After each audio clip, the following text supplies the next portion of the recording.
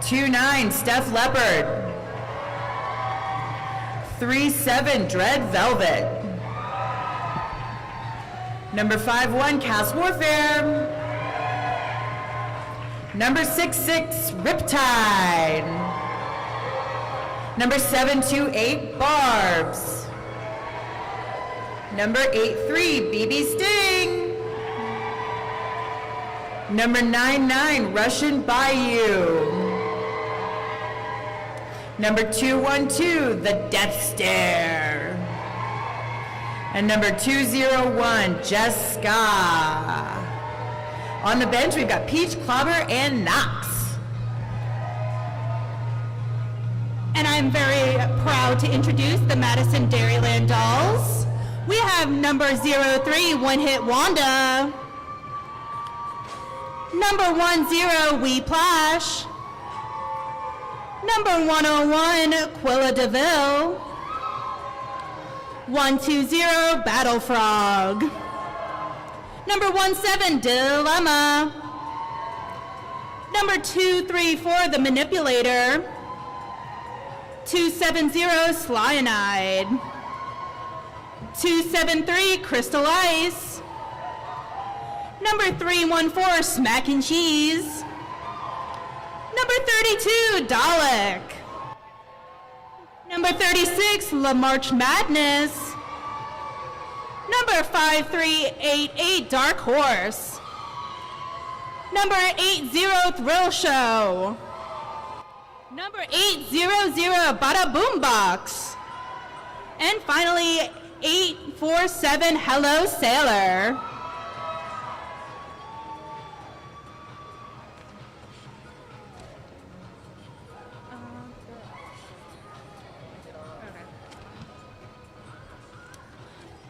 Also, we'd like to shout out the officials, Jams Joyce, Judge Double Wapner, John Dilks, Smash Ketchum, Grizzy, Newbie McHusband, and Tombo number 5.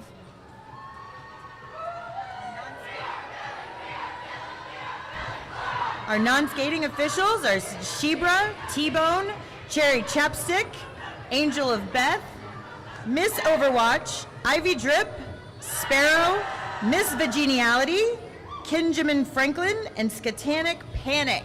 We can't do this without them. Thank you, officials.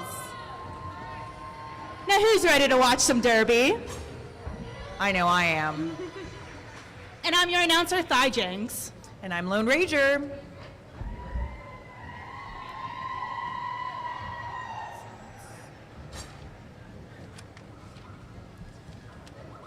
We have 30 seconds to derby, and both teams are super ready. Jamming for Philly, it looks like Antidote with Dark Horse jamming for Madison.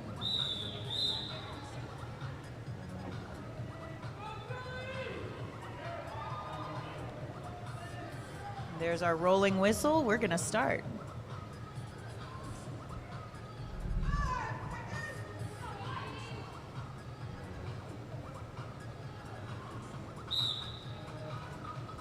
And the first jam's officially on. Antidote pushing through Madison, making a hard fight right at the top. But Dark Horse also fighting their way to the top, and it looks like Antidote is out first, becoming our first lead jammer of the game. Madison has lost one to the box. But Dark Horse still fighting that good fight at the top of the track. And she's out. No, it actually looks like a cat track from Madison, giving Philly a power jam. Looks like Antidote has made another lap through. First scoring points. So a power jam is when one of the team's jammers is in the box, letting the other team focus on all offense and helping their jammer. After some good offense from Philly, Antidote is out. Bayou and Colorado Electrac really took care of those blockers. Madison has one out of the box now. Antidote coming up. And Antidote has called the jam. Freezing Madison's jammer in the box. We'll start on another power jam. Nope, she was released, just kidding. Looks like Philly has gotten 9 points in the first jam.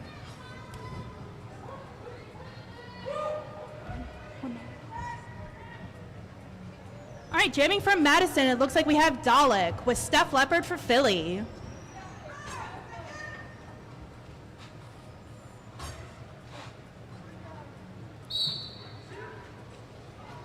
Steph has hit the pack. Madison's just skater. After some impressive footwork, Dalek is out, becoming the lead jammer of this jam. Dalek hits the pack hard.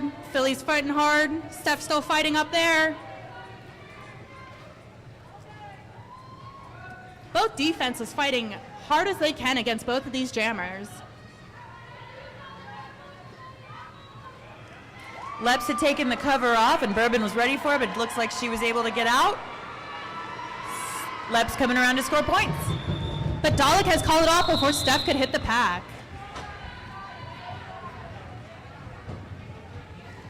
But Madison did pick up 2 points in that last jam.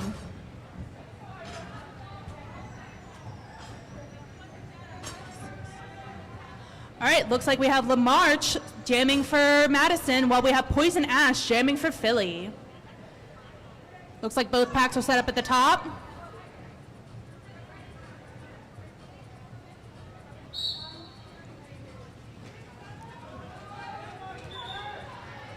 Ooh, looks like 36 has become lead for Madison. Poison Ash still fighting that fight.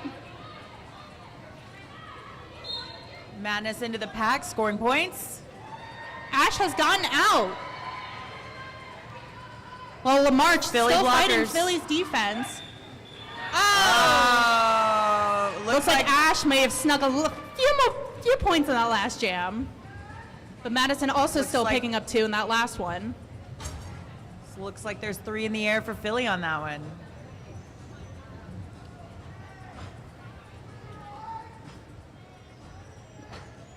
Weeplash jamming for Madison with Rags for Philly. Both jammers setting up pretty in the back to gain some speed before they hit the pack.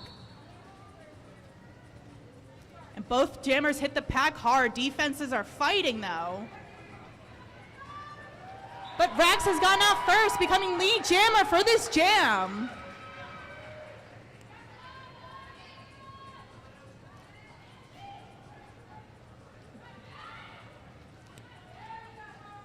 Barbs has knocked out the jammer, making Weeblash skate to the back of the track. Rags still fighting Madison's defenses.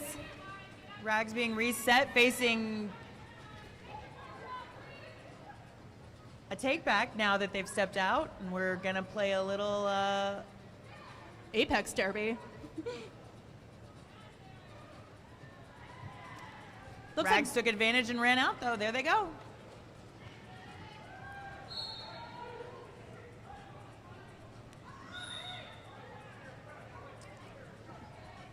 Cut track on Weeplash gives Philly a power jam. And again, a power jam means that Philly's team now can focus on all offense, helping their jammer get through because there's no jammer to defend against with them in the box.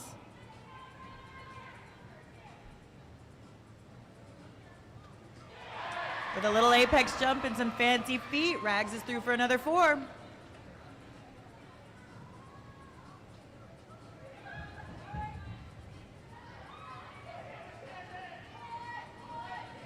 And Rags has called off.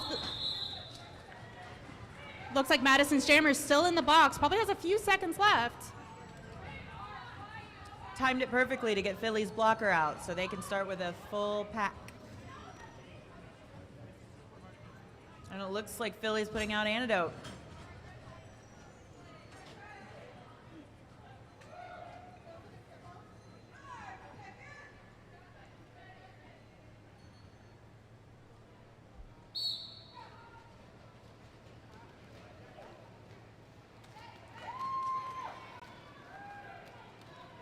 Madison's jammer was released right at the whistle. They're coming around for their initial pass. But Antidote has broken through the pack, becoming lead jammer for this jam.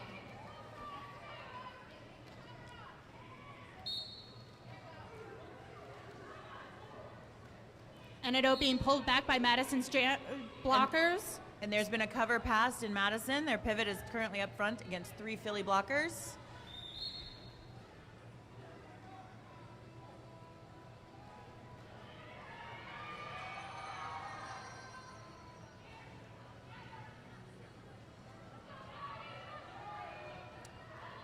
Madison's waiting to put the cover on, and we've got Battle Frog as Madison's jammer. Antidote's still fighting at the top there. Madison's defense is not letting them through, but it looks like the jam has been called off.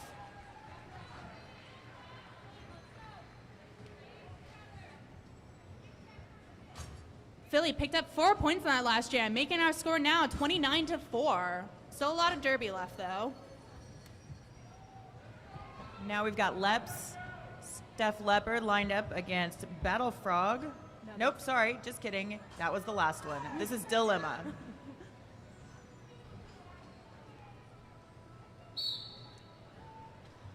Looks like Steph Leopard play a little O right off the track. But Dilemma has gotten out first. Steph Leopard still fighting that fight against Madison. Their defense is looking strong. Ooh, number 17 hits the pack hard. Philly started this jam with 2 blockers in the box, and now they've got all 4 of them back, so let's see what they can make of it. Both teams' defense is looking strong, though. Do not want to give an inch. Lep's looking to pass, but got out, and they're now on their scoring lap. Karma fighting number 17 at the top, Dilemma. And we've got another power jam, Dilemma going to the box. With Philly in lead. It's gonna go the full 2 minutes, guys. So a jam will go 2 minutes if the lead jammer does go to the penalty box, because there is no lead jammer now to call it off.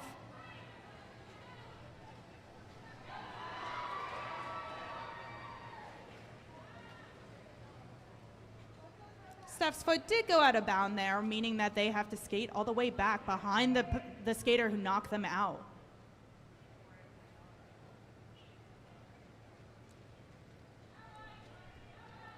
Some impressive rotations from Madison, not one to give Steph an inch, but Steph has gotten through. Another 4 points for Philly. Madison's jammer is back in the pack. Go. Philly has their eye on them.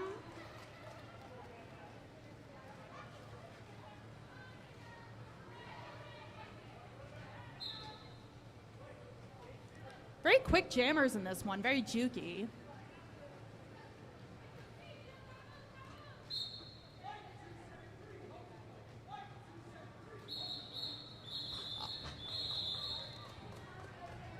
And we end that jam with 2 of Madison's skaters in the box. But it looks like an 11-4 jam. 11 points to Philly, 4 points for Madison.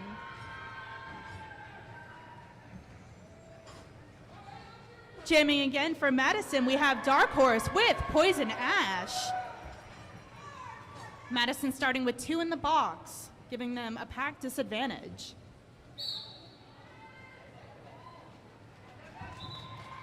And thanks to them fancy feet, Ash has gone out with Dark Horse not far behind.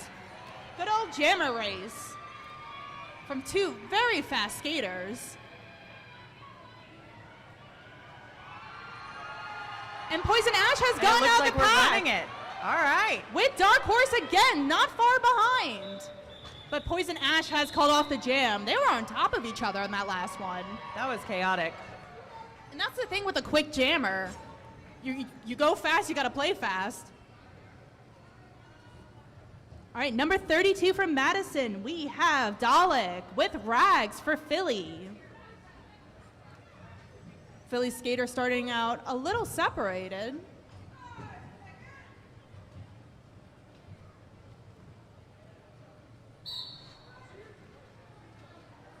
Bourbon taking on that jammer right at the top, slips out. Rags run back. Philly's defense is still fighting against Dalek.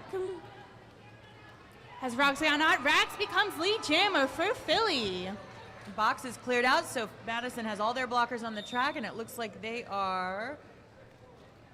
But number 66, Riptide, has been sent to the box. Philly's defense is not letting the jammer through, but Madison's defense is not giving up either.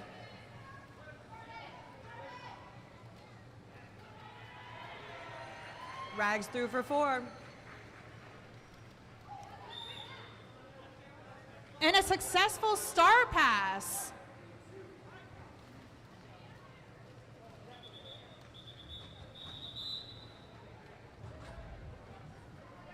Rag's doing a quick hit it and quit it. And let's see if it paid off.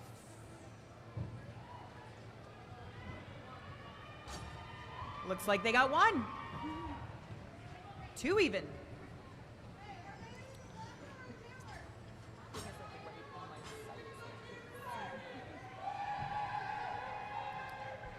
Both teams starting with a skater in the box, making a pretty even playing field.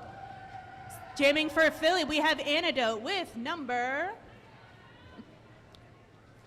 Lamar's Madness, number 36. Thank you. And Annie is out. The cover's been removed from Madison. But it looks like their pivot's in the box, so they're gonna have to push it. And it certainly pushed it as they pushed through the defense and scored another 4 points for Philly. Philly's defense is still fighting Madison. Madison hitting just as hard back. Looks like the star cover may have been taken off, but the jammer has put it back on for Madison. Antidote has called off the jam, giving another 8 points to Philly. The score is now 58-12.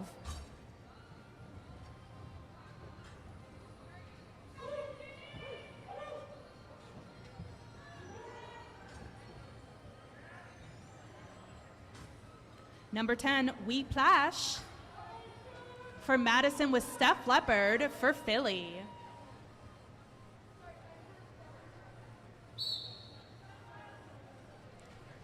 All the defense is just smacking into each other. Don't even know if you're hitting a teammate or not. Steph has been run back. Philly still defending, but We Plash has gotten out first, making Madison lead for this jam.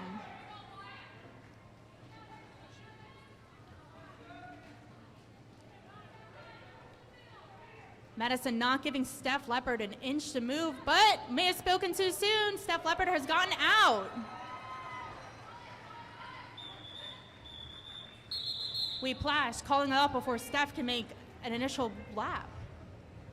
But Madison did pick up 2 points in that last jam.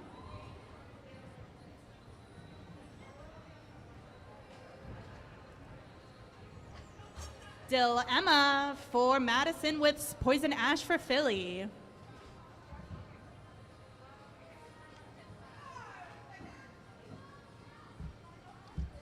Both teams seem to be starting at the pivot line. A little rollback for both jammers. But Ash has gotten out first, becoming lead jammer for Philly. Madison not far behind with Dill Emma. Great move there, using their pivot to plow through the pack and get them out. These are, again, fast jammers. You have to play so chaotically. Ash has called it off before Madison can hit. But did they pick up any points? Looks like picked up 3 points.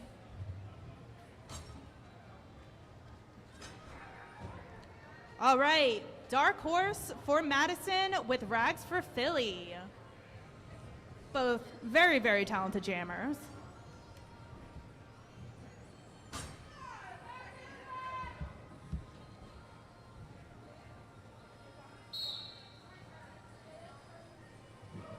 Philly doing a strong rollback. But Dark Horse has gotten out, becoming lead jammer for this jam from Madison. The cover's been passed to Dread Velvet. Dark Horse slamming hard in the Phillies' defenses. Madison not giving an inch up. It's a testament to these Madison blockers. Dread usually is an amazing, amazing skill at getting out his pivot. But Madison's really giving him work.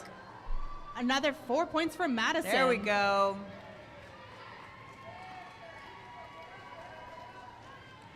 Dread Velvet now jamming for Philly after taking the star pass. Madison has called it off.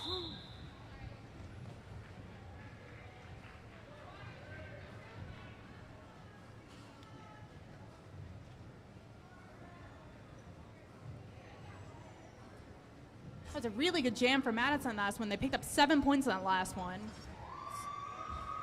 That is their highest scoring jam of the game, actually. So far. All right, Dalek jamming for Madison with Antidote for Philly. But Antidote has gotten through first, becoming lead jammer.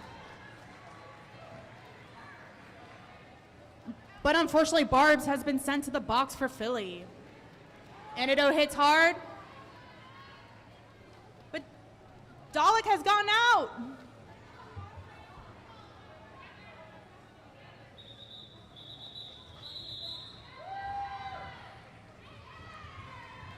Looks like Madison picked up 2 Philly points there at the end. So it's a 4-2 jam. The March Madness jamming from Madison. Steph Leopard for Philly.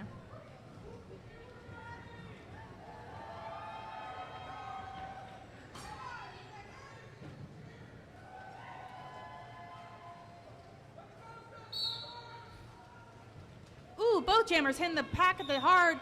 But La March Madness has gotten out first, becoming lead jammer for Madison.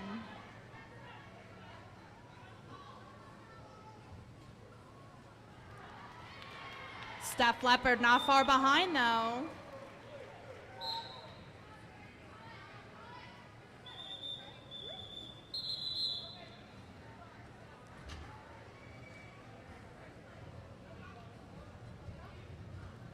Looks like towards the end of that jam, Philly's pivot head to the box.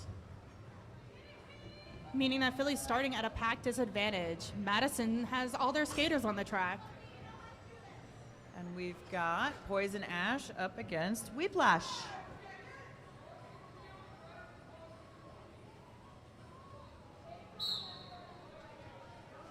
Both jammers hit the pack hard. BB Sting with the push out to bring Whiplash back. Ash still fighting hard at the top, but Madison's defense is not letting them through. And with some fancy feet, Whiplash is out. But has received has received a cut, so we'll be going to the box. meaning that Philly has a power jam. And Ash is lead jammer for this jam, meaning that they can call it off whenever they want.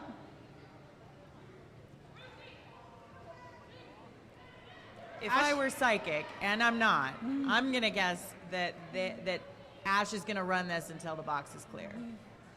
Not psychic, just guessing.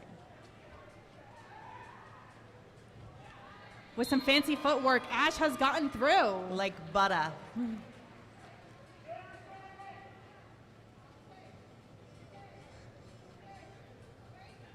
Little jukey action, what goes through the arms.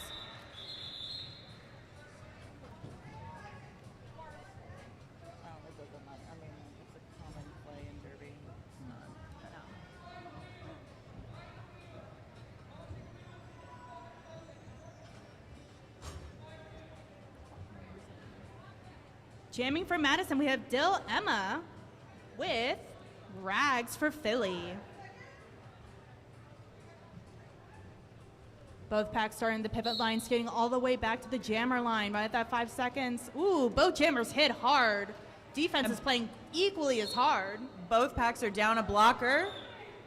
Dill Emma has gotten out first, but Philly's pivot has been sent to the box. Unfortunately, Rags has gotten knocked that last one. Dilemma has gotten through again, scoring another 4 points from Madison.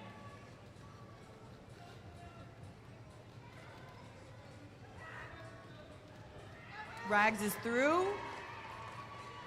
Dilemma is sneaking by, scoring another 4 points. And has called it before Rags can hit the pack once more. And once they hit 8, that's now their leading jam. That's the most points they've scored in a single jam so far. All right, we have about 8.5 minutes left of this period. Our score right now is 77-34 Philly.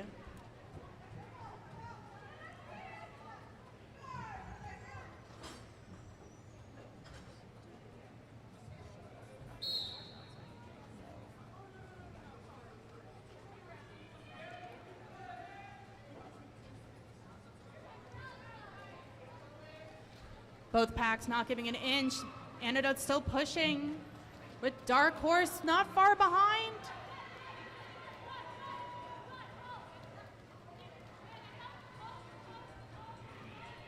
Both of these defenses looking strong, powerful, controlled. Oh, but Dark Horse has gotten out, becoming lead jammer for Madison. And I know it's being recycled back.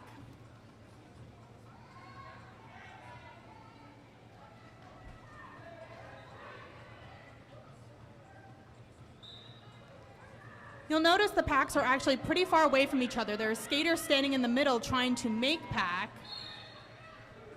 But unfortunately, when you're out of bounds, you can't engage with the jammer anymore, which is what happened up there, letting Dark Horse slip by. Philly 2 in the box, with Madison having 1 in the box. And make that 2. Antidote still pushing. Antidote is out. Completing their initial lap. Madison gaining one of the blockers back. But Dark Horse has called it off before Antidote can hit. Philly 2 in the box, Madison 1. Ooh, that was an 11-point jam for Madison. Madison's on a roll here. They keep adding and adding to this score. And looks like a timeout has been called. Yep. While we're having this timeout, I'd like to mention the Paul Williams Scholarship Fund. Paul Williams loved roller derby from 2007 until his death in August of 2021. He enthusiastically participated in Philly roller derby as a manager, treasurer, volunteer extraordinaire. He believed in effort, participation, being the change you want to see, in equity. He also knew roller derby can be an expensive sport and wanted all people to be able to participate in a sport he thought was super fun. That's why we have the Paul Williams Scholarship Fund, was established in his name. This fund is currently running low. Some of our skaters rely on this fund to keep playing this sport. Please, if you're so inclined, please make a donation to keep our skaters on the track. You can donate at the same link that you purchased your tickets from, or go to phillyrollerderby.betterworld.org under the Paul Williams Scholarship Campaign. Everything helps.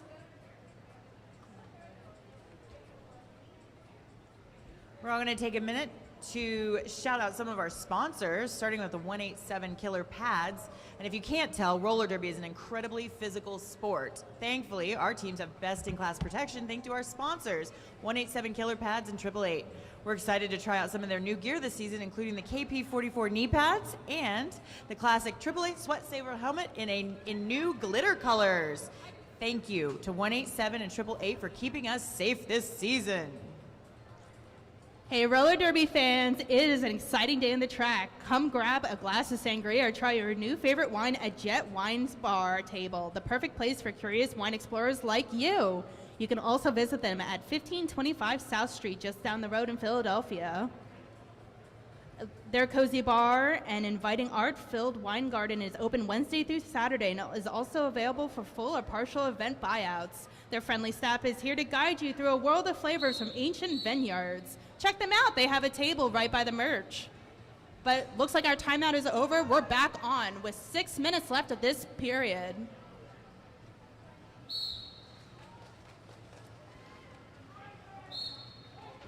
Steph Leppard jamming for Philly Against Dalek. but has gotten a cut track. So Madison's got an opportunity to be lead jammer here. And they take it.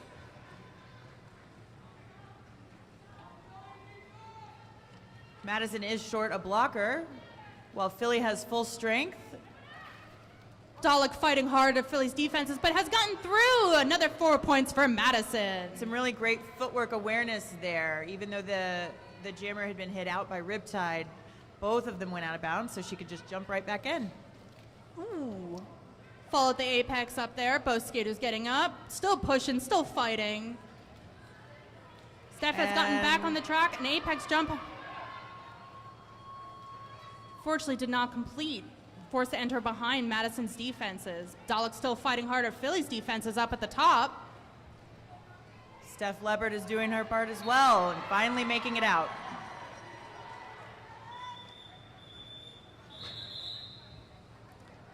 boxes cleared for this next jam.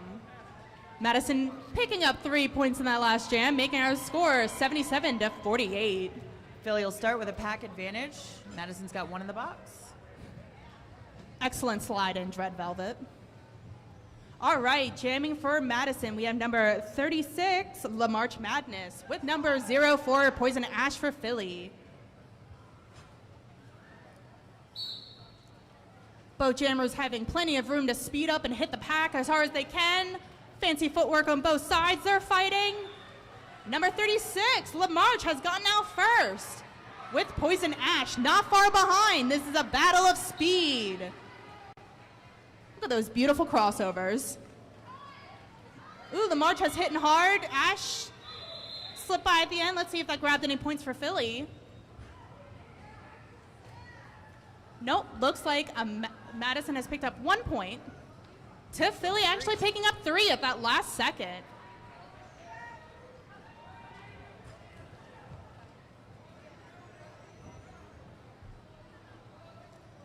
Jamming for Philly, we have Rags with Dill Emma for Madison. Both jammers starting pretty far back to, again, gain that speed, hit the pack as hard as they can. Bourbon from Philly lingering behind to take that jammer one-on-one. And Rags is out. And given lead jammer status. But it looks like Dill Emma has right about a half a track behind. Ooh, that's some fancy footwork from both teams.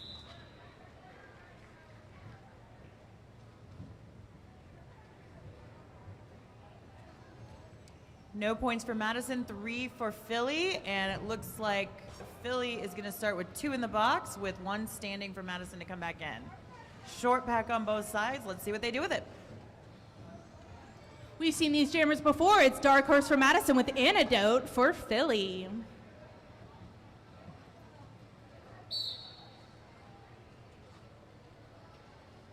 A delivery of that jammer into Philly's defenses. Looks like Antidote's actually helping block. But Dark Horse has gotten out first, becoming lead jammer for Philly. While Madison loses 1 to the box. But Antidote pushes through, completing their initial lap. We got a fast pack run in here. Let's see. We've got Skater on the ground. Let's see if Annie can pick a few up. Beautiful little hip check there at the end. Madison picking up 3, none for Philly. We've got Steph Leopard, and this is Dalek out to jam for Madison. Full pack back out there for Philly. And Philly's taking that back line, does not want Madison to even encroach on their space. Dalek starting a little behind. Philly smashes back into it. Steph fighting hard at the top. And Steph has gone out. Philly still playing defense at the back there. For points, they didn't even know. She snuck by on the inside. But Dalek not far behind, completing their initial lap. This is a fast game of derby, meaning that the action's woo.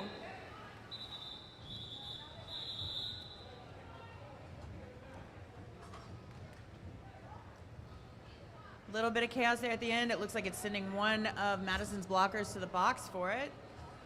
But Philly has picked up 6 points in that last jam to Madison's 3. We have a minute and a half left of this jam. And we have a fun game for you guys at halftime, so stay tuned.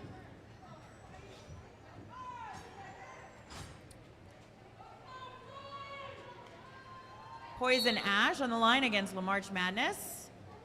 And it's La March Madness as lead jammer. Ash not far behind, about a quarter of a track, and turning on the heat. Again, 2 very fast jammers with those beautiful crossovers. La March hitting hard. Ash coming up. That was a close call. Let's see if Philly picked up any points. But Madison did pick up 3 in that last one. And a penalty. Hello Sailor heads to the box. Looks like Madison called it off at the right time. Philly didn't pick up any points in that last jam.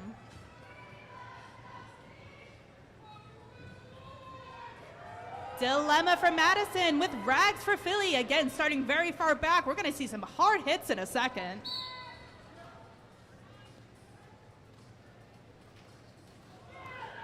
Bourbon taking on Dilemma. But Rags has gotten out first. Dilemma not far behind.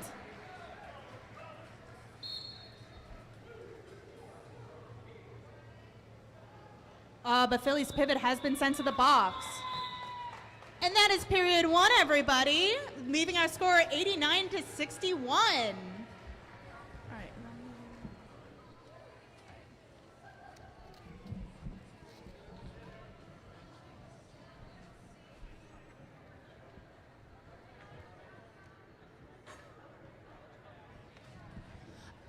All right, guys, this is a great time to get a drink, get some snacks, hit the merch table, and we will be starting a game of Hungry Hungry Hippos.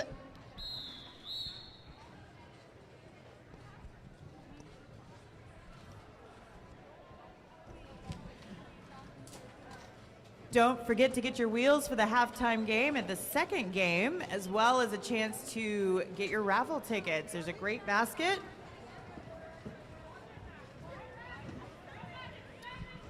You get an opportunity to win a gift card to Talking Head Salon in West Philly and some special PRD swag.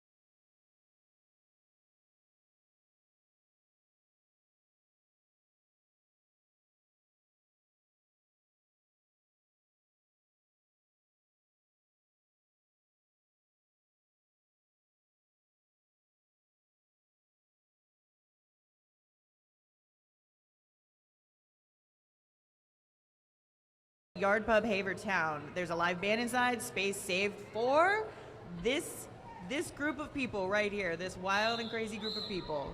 So join us. Heading into the second half, we have Philly at 93 with Madison Roller Derby at 61. Starting jamming for Madison, we have Dark Horse with Steph Leopard for Philly. Both jammers hitting hard. Steph has snuck through on the outside, completing their first initial lap. A little bit of a different start than we'd seen from Steph and Dark Horse earlier. They gave a running start to it, and I think it worked out well for Philly. Philly currently has 2 in the box, giving them practice advantage, but both teams still fighting as if they have full. Ooh, beautiful little spin around by Dark Horse. Steph Leopard following straight behind. Steph Leopard is lead for this jam. 4-4 jam on each side.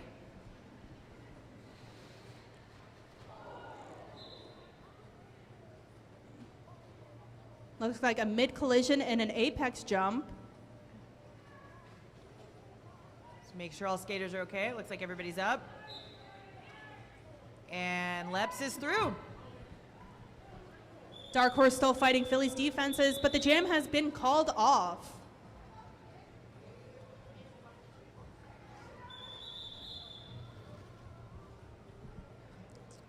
And we have Madison calling for a timeout. Looks like an official review.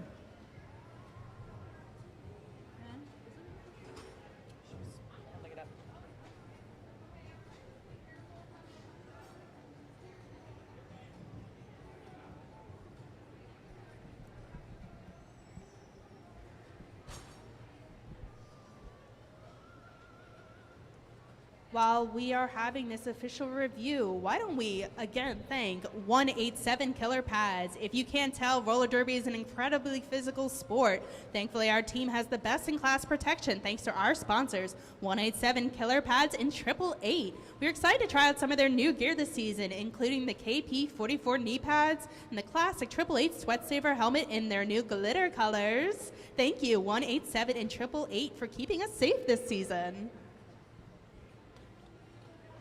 So what is an official review? It's where you review a play officially. So if One something of the teams has a question and they feel like a ref can answer it that might benefit them in that jam, either resulting in a penalty or points for the other team. something exciting, yeah. So they ask for the refs to review the decision that was made on the track or lack of decision, and the refs will chat. Sometimes they will play a quick game of rock, paper, scissors. And then they come back and let whoever asked for the official review what the result is, and the game goes forward from there. Sometimes you win them, sometimes you lose them. So if each team does start with one official review, if they win their official review, they keep their official review, which means if they win their first official review, they can call a second official review. If they lose it, though, that's their official review for the period. 'Tis true. And unfortunately, at the moment, we don't know what they're calling on. I have a guess. But it looks like has been concluded. But it looks like it's been concluded, and we'll find out in just a few minutes. While they're making this decision, we can't thank Jet Wine Bar enough for their sponsorship. We did give them a shout out earlier. I want to give them another one. You should definitely go check them out. And the only thing that I ask is that you leave enough for me to have at least one after the second game is over. Please. That's all I ask. And while you're over there, why don't you head over to our merchandise stand? Please be sure to check out PRD's merch, where you can snag some stickers, t-shirts, and the best Philly swag. We have our merch pride, our classic logo shirts, the patches and pins. Proceeds go to directly benefit the league.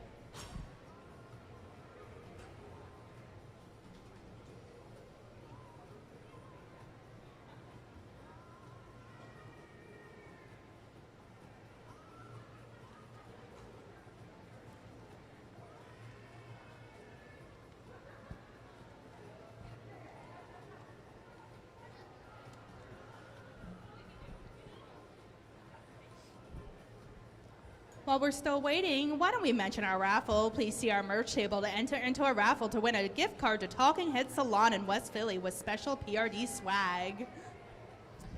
And it looks like the official review is over. Madison did call for it. They were asking for a back block on the Philly jammer, Steph Leopard. The review's over. They did lose that review. There will be no action. They don't retain. We're continuing because there's, some paperwork probably. But here in a moment, when the game gets back to it, we'll see Antidote and number 36, La March Madness. Both packs are short one, although Madison's blocker is raring to go over there.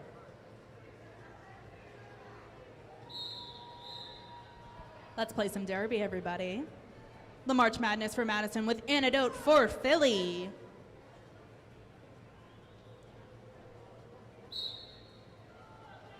Antidote is snuck by, becoming lead jammer for Philly. Madison pulls the cover, but doesn't pass Sneaks it. through. Sweeping hit by Bayou, but La March keeps going. Antidote pushing hard on Madison's defenses.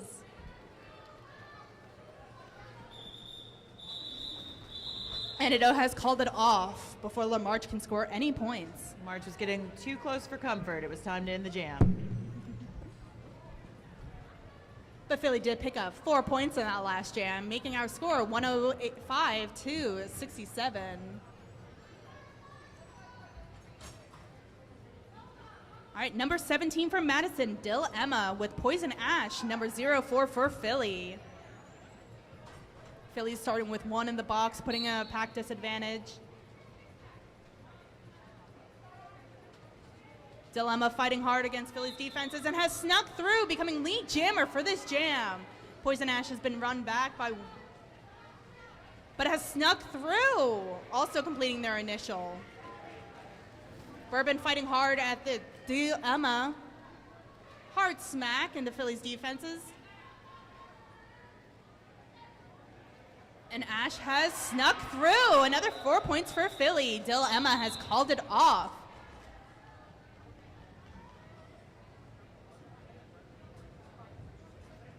Four points for Philly, 3 for Madison.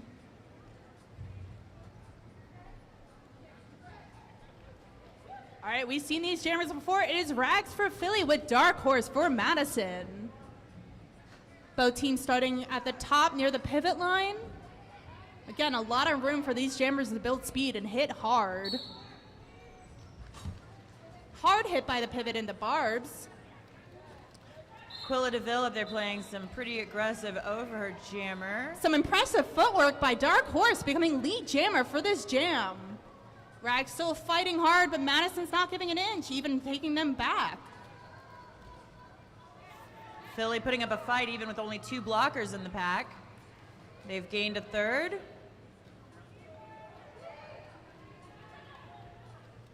Well, Dark Horse comes around for another scoring pass. Quilla doing what Quilla does. Hard hit by Riptide, making Dark Horse recycle back.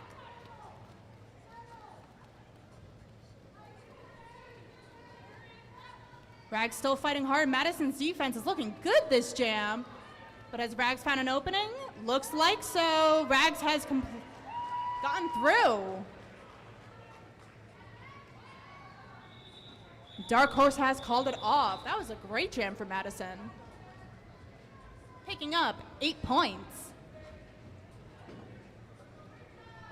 109.78 with just under 26 minutes left. Philly and Madison both starting with a full pack, nobody in the box. And we've got Steph Leopard and La March Madness on the jammer line. All these blockers are up in everybody's business right now. Everybody's getting super close. Lots of cuddling going on. Sometimes you can't even tell who's your ally in this. Steph La March Leopard fighting pulling her hard. Brilliant block by Fury. Steph pulling her but both classic defenses matrix looking moves. strong. Don't want to give an inch, but has Steph gotten through? Steph Steph is has out. gotten through. Becoming lead jammer for this game, for this jam. Battle Frog has taken not the pass. This is still La La March March. Madness. The cover was removed, but the pass didn't happen, so But Steph Leopard has called off the jam. Let's see if Madison snuck any points on the last one. No points for Madison. But Philly did pick up 2.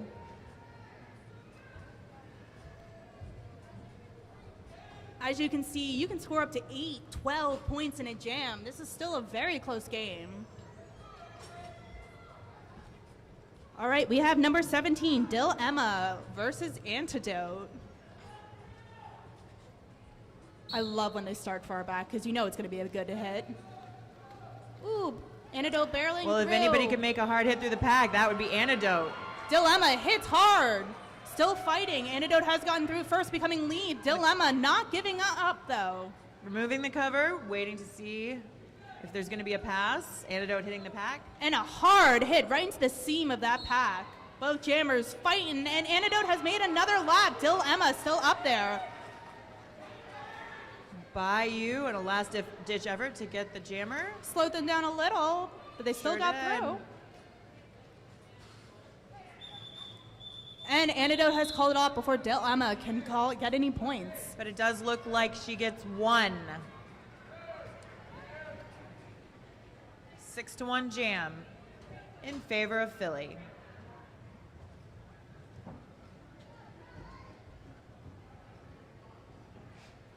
All right, we have number 32, Dalek, versus number 04, Poison Ash. It's a 3-on-3 pack. Both teams, looks like they have a blocker in the box, meaning both pivots are still on the field. Ooh, Dalek fighting hard against Philly's defenses, pushing, hungry for it. Ash also is equally hungry. It looks like their cover has fallen off. Needs to get it back on. But has Dalek gotten through? Dalek has gotten through, becoming lead for this jam. Ash being recycled back behind the pack. The cover is removed, but they have gotten through, completing their initial lap for Philly. Dalek snuck their way through, though, but Karma has slowed them down at the top, still fighting.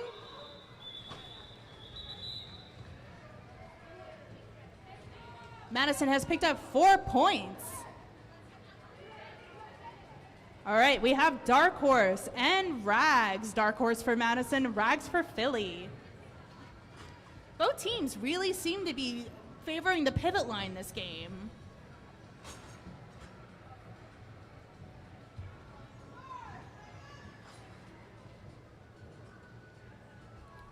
Oh, these jammers have so much room to pick up that speed, hit the pack as hard as they can. Philly taking the front. Dark Horse up the apex, still fighting, but Dark Horse has gotten through, becoming lead for Madison. Rags still fighting that fight.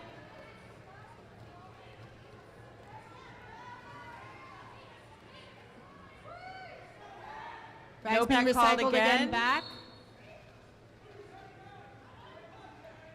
Dark Looks like some penalty has been called. Has some penalty been called? Looks like one on Russian Bayou as they head to the box. Riptide has picked up the star for Philly, making her Philly's jammer for this jam. And at least 2 points on that one for Philly. Potentially. You are correct. 2 points for Philly and 6 for Madison.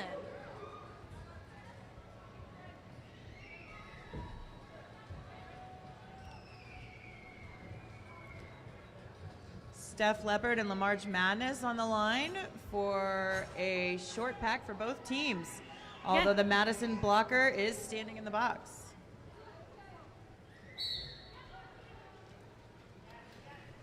Ooh, some beautiful footwork by Steph Leopard, but Lamarge has gotten out first. Steph Leopard not far behind. Both of them in speed skater stance. Those beautiful crossovers. Let's see how defense will react. And Philly gets at least one, looks like they're signing for, and Madison does as well. A 1-to-1 jam. We love it. Oh, excuse us. 2 for Madison in the last one. Yeah. We have number 17, Dill Emma for Madison, with Antidote, number 100 for Philly. Again, these packs are starting very far up. I wonder what positioning they're finding at the pivot line. Ooh, Antidote hits the pack hard. The pivot helping out Dilemma up at the apex. Has Dilemma gotten out? So the interesting thing about this strategy, it means that the pack in the back has to be really careful about how spread out they get. Packs need to be close to each other in order to make contact on the jammer. Philly's defense is fighting hard. Antidote's still pushing up at the top. And we've got a cut track on the Madison jammer. Giving Philly a power jam.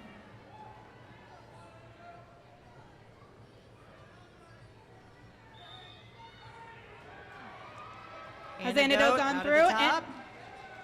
Antidote has gotten through and is also lead jammer for this jam. A powerful position to be in. Right at the apex is where it's most space to cover on the track. Antidote's pushing through, a little bit of a spill. And Antidote calls it. Madison's jammer still in the box, meaning that Philly will start the next jam with a power jam. Nope, it looks like they were released, so.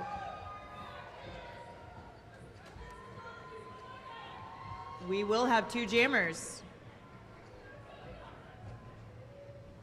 All right, we have Dark Horse for Madison with Poison Ash skating for Philly. Both teams, again, fighting for that pivot line.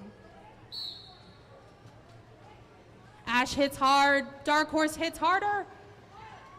But has Ash gotten through? Ash takes it.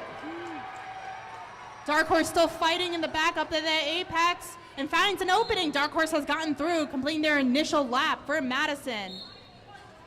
Some very fancy footwork up at the top. Ash has gotten through again.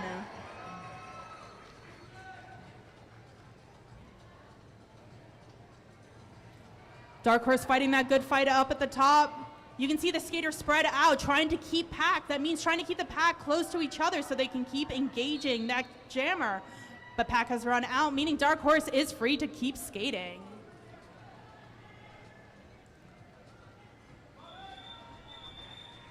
And Ash has called off the jam. Phillies starting with their pivot in the box with Madison having a blocker.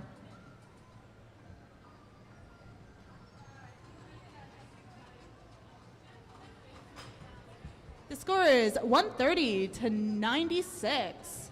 With just over 17 minutes remaining. Philly picking up 8 points on the last one to Madison's 4. Both teams showing a heck of a lot of heart, a heck of a lot of a spirit, beautiful defense from both sides. We got Rags taking the jammer for Philly and getting out his lead. Lamarche still fighting. Lamarche still fighting. And the cover's been passed. To their pivot, Quilla DeVille. Barb's Rags engaged with them. toe stop work on the line, getting through and about to pass. Quilla has become jammer for Madison. That is Quilla DeVille, number 101. And looks like Rags has cut it off before Madison can hit. Did not get to pick up any points on that last round, but it is a 4-0 jam.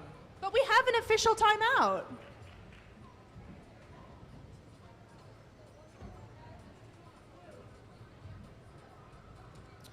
During this timeout, it's a great opportunity for you to head over to Jet Wine Bar. It's an exciting day on the track. Come grab a glass of sangria or try your favorite wine at Jet Wine Bar's table, the perfect place for curious wine explorers like you.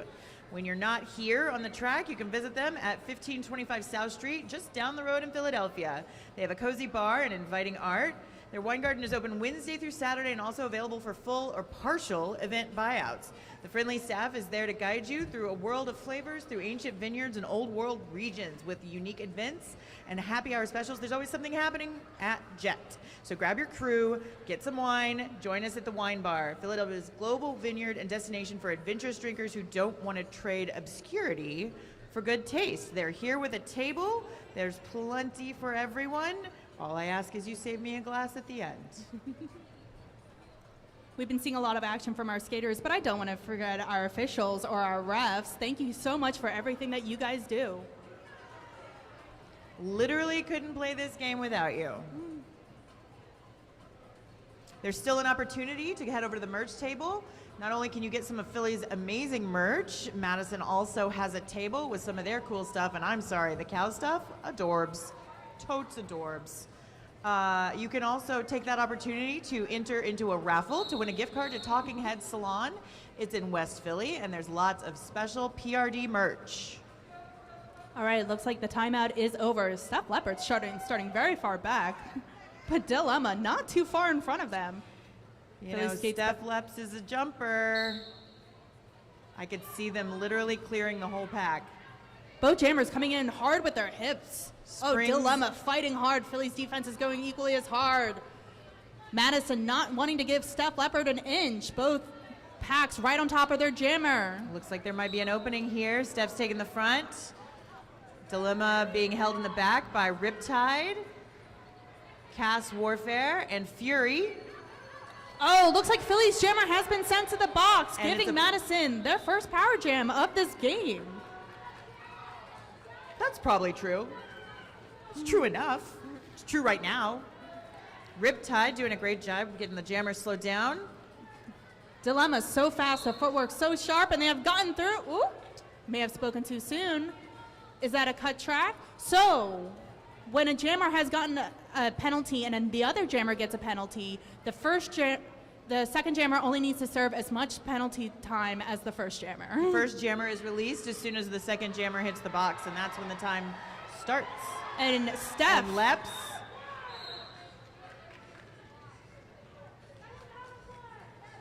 Steph gotten through, but looks like two more to the penalty box. One for Madison, one for Philly. Steph making her most. And Steph has gone through. On a scoring pass.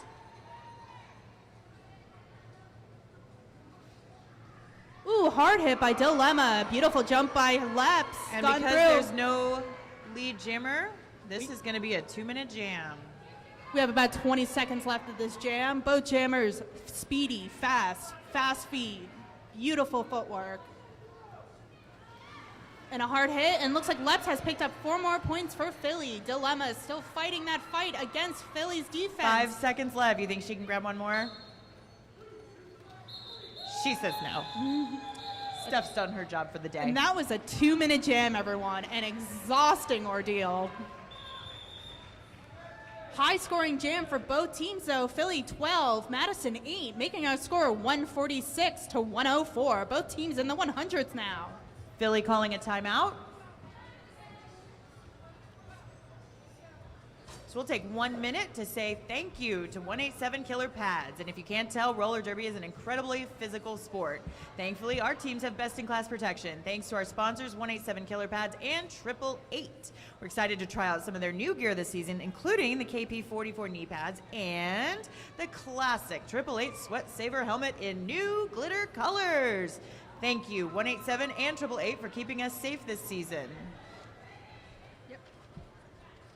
I would also like to shout out Sisu PT. Roller derby requires strength, speed, resilience, but injuries can happen even to the toughest of athletes. That's where Sisu Performance Physical Therapy comes in. Whether you're recovering from a sprain, dealing with chronic pain, or working towards peak performance, we're here to help you stay on the track.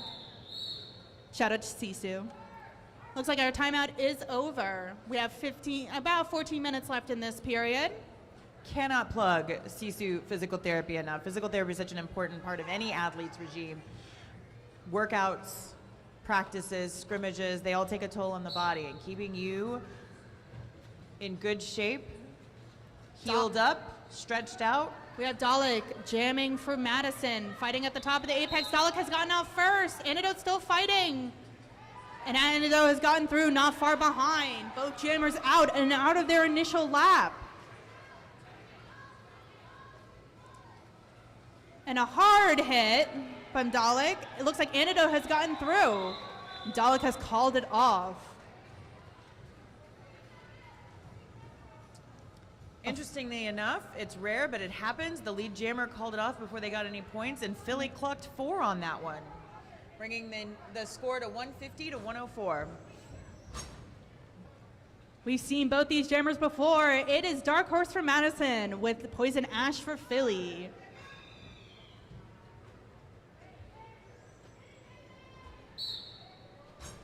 Hard hit by both of the jammers, trying to sneak up those lines, finding anywhere that they can.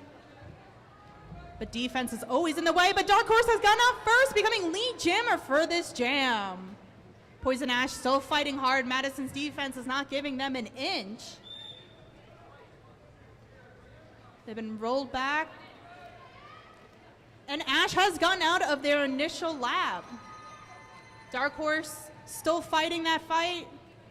And they call it off before Ash can make any points. Leaving that a 0-0. Nope.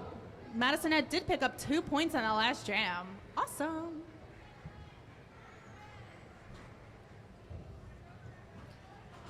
Philly taking it back to the jammer line instead of the pivot line this jam. We've got Rags. Oh, but we have another timeout before the jam can start. An official timeout. Rags and La March Madness jamming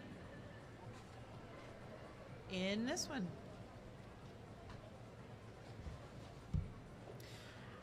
As a reminder, roller derby does not end here today. We've got our upcoming home season happening. We've got October 25th, November 15th, and December 6th. Mark your calendars. I have it on good authority. We're going to have some amazing raffle basket opportunities at those games. So you can grab a flyer, save the date, and figure out who you'll be cheering on. Is it going to be the Passy Young Punks, the Germantown Loose Cannons, or the newly returning team, the West Philly Warriors? LaMarche hits hard. Rags also hits the pack hard. Both jammers trying to find those openings.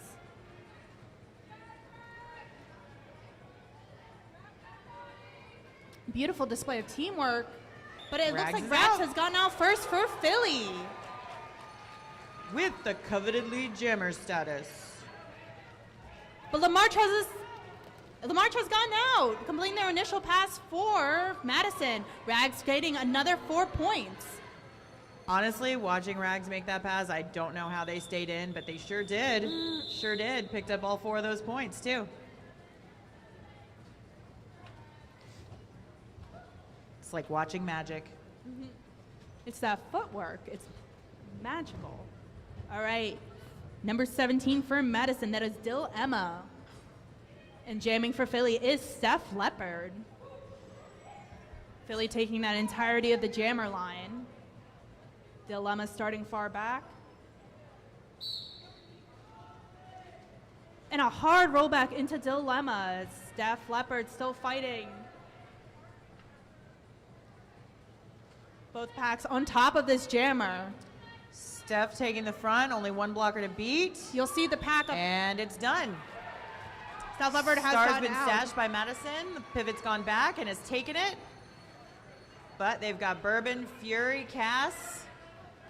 And that is 120 Battle Frog. Pivot now turned jammer for Madison. Leps out for scoring. Both of these defenses so locked in. It looks like we're going to call it. Ooh, hard hit right at the bat end there. But everyone's standing, so it's all good. No points picked up by Madison. Looks like the box is still clear. Both packs will be starting with a full pack.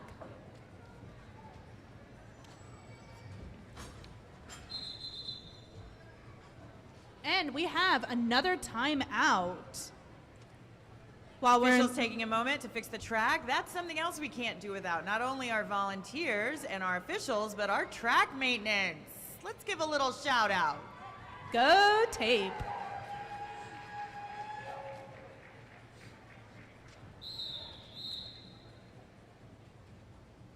All right, we have Dark Horse for Madison with Antidote for Philly.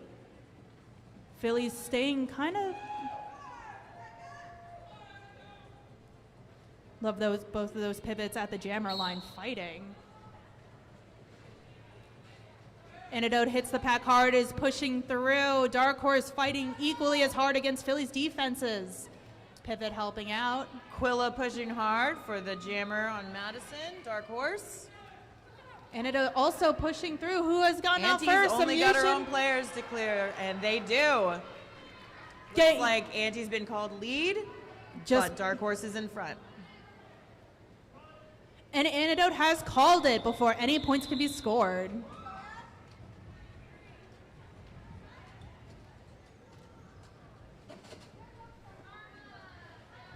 Jamming from Madison, we have number 36, La March Madness with Poison Ash, number 04 for Philly. Again, we're seeing those packs taking the pivot line, giving the jammers a lot of room to catch that speed and hit hard. The box is clear for both teams, so these are full packs these jammers are hitting. Ooh, and Ash with a little jammers step and a hard. jump. Looks like La March has gone out first, becoming lead jammer with Ash not far behind. March knows Ash has the speed. They're going to need to turn it up. Beautiful job breaking apart Philly's defense as Ash does do an apex jump at the end. But unfortunately doesn't gain them any points, and Madison walks away with 3. Still very cool to see, though. Oh, absolutely. They should give announcer points.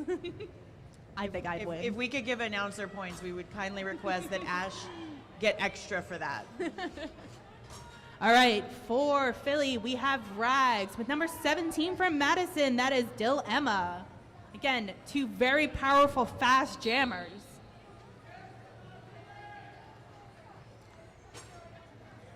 Dilemma, ooh, knockout by Bayou, but because... We've got a cut track on the Madison jammer, which means makes it a power jam for Philly. Philly does have 1 in the box. Looks like Rags was brought back. Madison's defense is looking strong, even with Philly on top of them.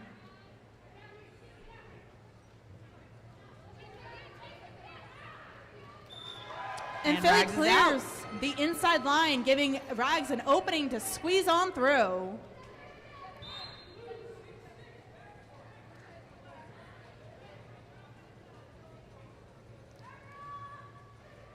Philly jammer in and has snuck through. And Philly jammer out. But Dilemma also sneaking through.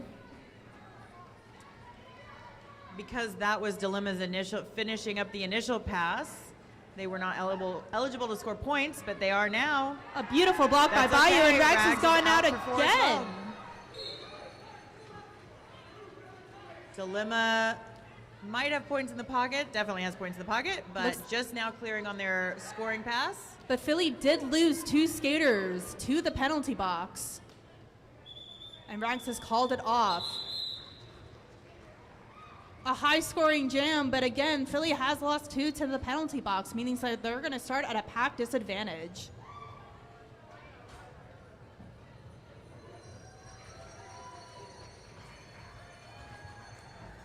And for Madison, we have Dark Horse with Steph Leopard for Philly. Philly's put out Bourbon and Riptide.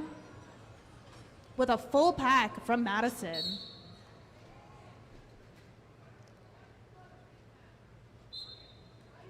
Steph Leopards is playing a little defense as well. Oh. And Philly's lost another skate of the box. Meaning leaving only it's their pivot full, so they're on. being sent back to the track.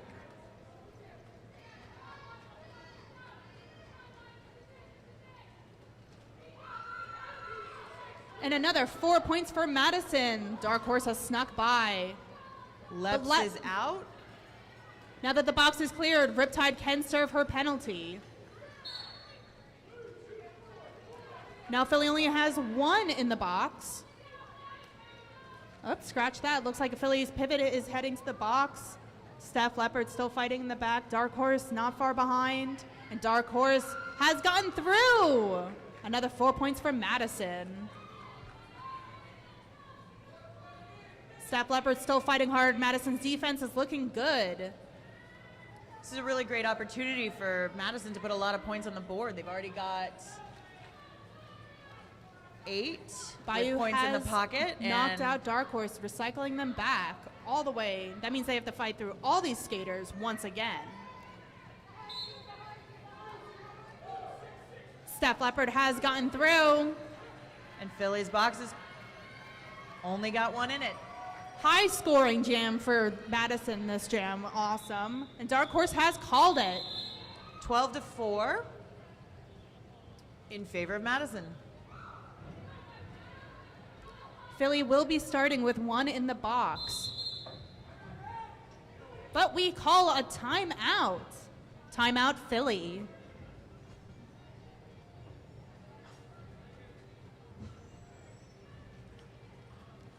While we are in this timeout, I'd like to shout out the Paul Williams Scholarship Fund. Paul Williams loved his roller derby life from 2007 until his death in August of 2021. He enthusiastically participated in Philly roller derby as a manager, treasurer, and volunteer extraordinaire.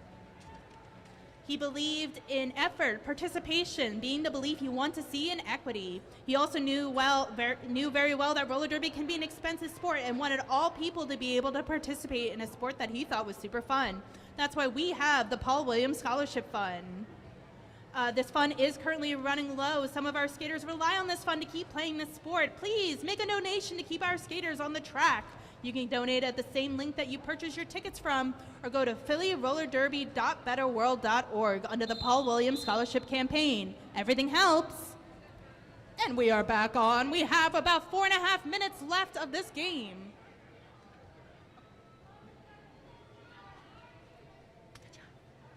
We are losing Lone Ranger as an announcer because she will be performing in the B game. Let's stay by, cheer her on. But we have 4.5 minutes left of this A game. Both jammers fighting hard. And Madison's jammer has gotten out with Philly's not far behind. That is LaMarch Madness for Madison. Antidote for Philly. LaMarch hits hard and calls it. Philly, 1 point in that last one.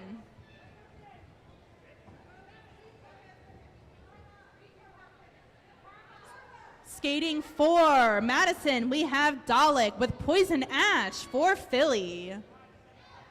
Both packs starting up at the pivot line, giving the jammers plenty of room to speed on through and hit hard. And hit hard they do. Ash crashes into the pack. Dalek fighting hard against Philly's defenses, hitting equally as hard. Both these jammers want this. Dalek has gotten higher up, fighting on that apex. Ash still fighting through. And Dalek has gotten through, becoming lead for Madison. But Poison Ash not far behind. These are quick jammers. This is a race to get points. And Dalek has called it. Let's see how much we've got. Madison, 1 point that last jam. Fighting for every single point.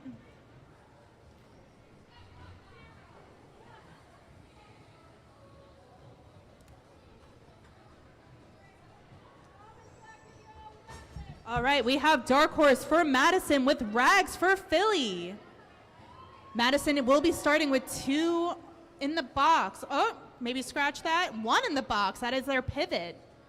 Starting with full blockers, though.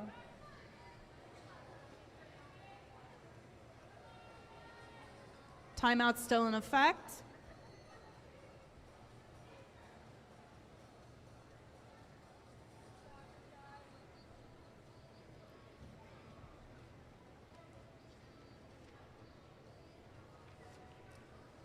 While we are paused, I'd like to again mention our raffle opportunities. Please see our merch table to enter a raffle to win a gift card to Talking Head Salon in West Philly.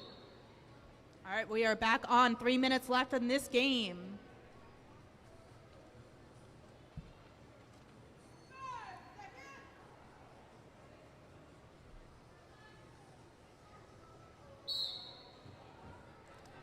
Philly has rolled back into Madison's jammer. Rags fighting hard. Madison also not giving an inch, fighting hard.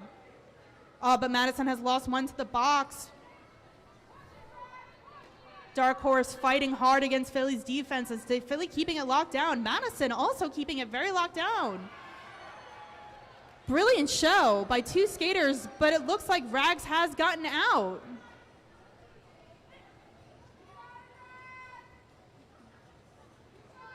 Dark Horse still fighting hard against Philly's defenses. Rags re-engaging with Madison's defense. None of these teams want to give an inch to these jammers.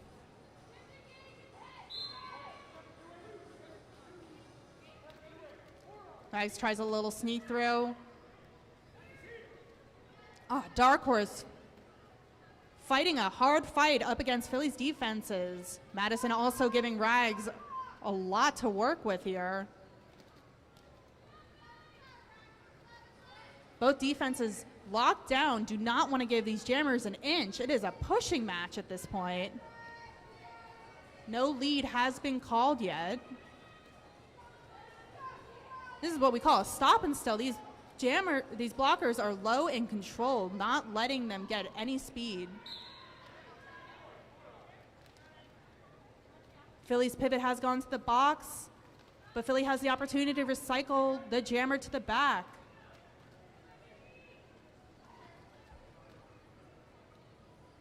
Dark Horse still fighting against Philly's defense as Madison locking it down as hard.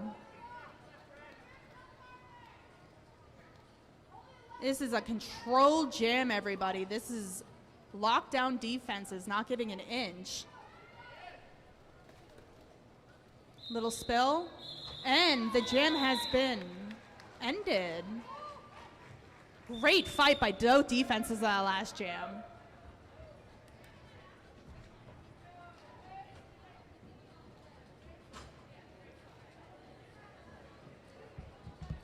With a minute left of this game, the score is looking 176 to 126. Philly did pick up 4 points in that last jam. Each jam could last up to 2 minutes. This could potentially be our last jam.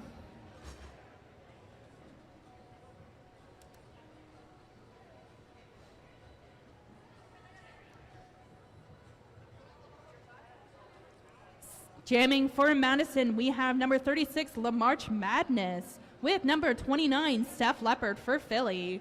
Philly taking the entirety of the jammer back line, though.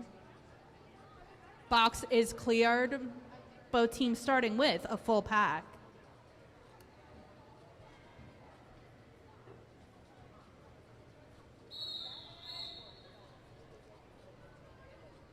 The game has been called back on.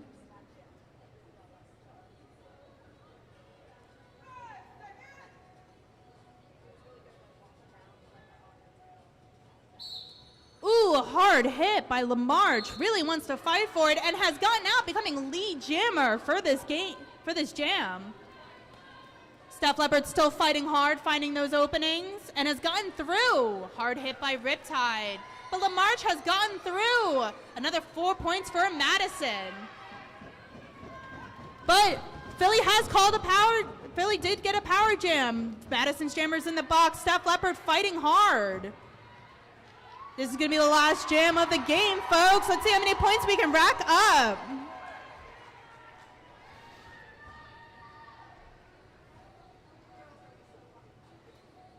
"20 minutes left of this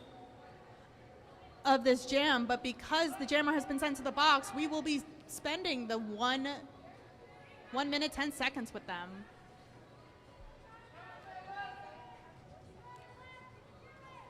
Madison's jammer back on. Philly's defense is stopping them in their track.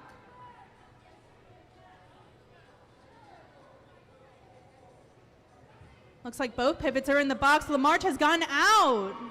Another 4 points for Madison. Oh, but Steph Leopard has also gone out. Another 4 points for Philly. LaMarch fighting hard and sneaks on through with another 4 points for Madison. Ending this game on a high-scoring jam. We love to see it. About 30 seconds left in this jam. Hard hit. LaMarch has gone through.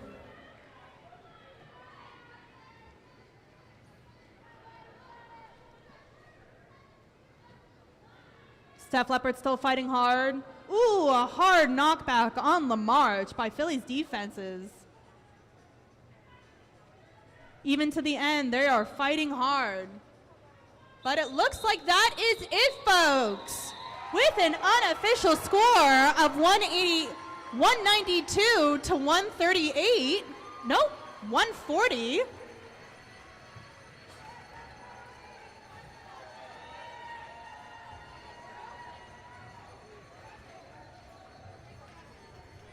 Everybody gathered to the track to congratulate both of our teams. But the final score is 192 to 140 in favor of Philly. congratulations to both teams and congratulations to Philly.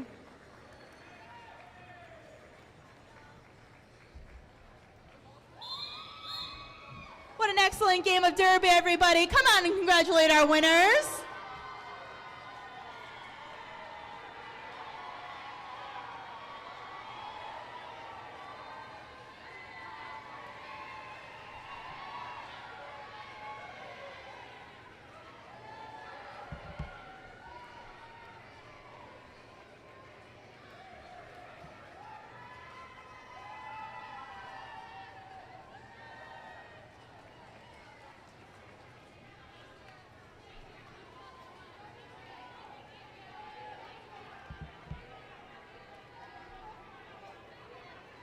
All right, let's give it up for our visiting team, the Madison Dairyland Dolls. Hard-fought game. Both teams did incredible.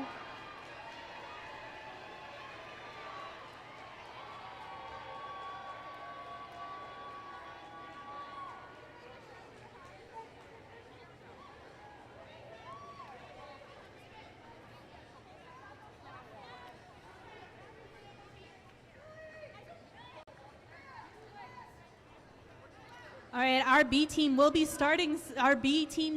starting soon, but we will have to pick our MVJs and our MVBs for A game. Stay tuned.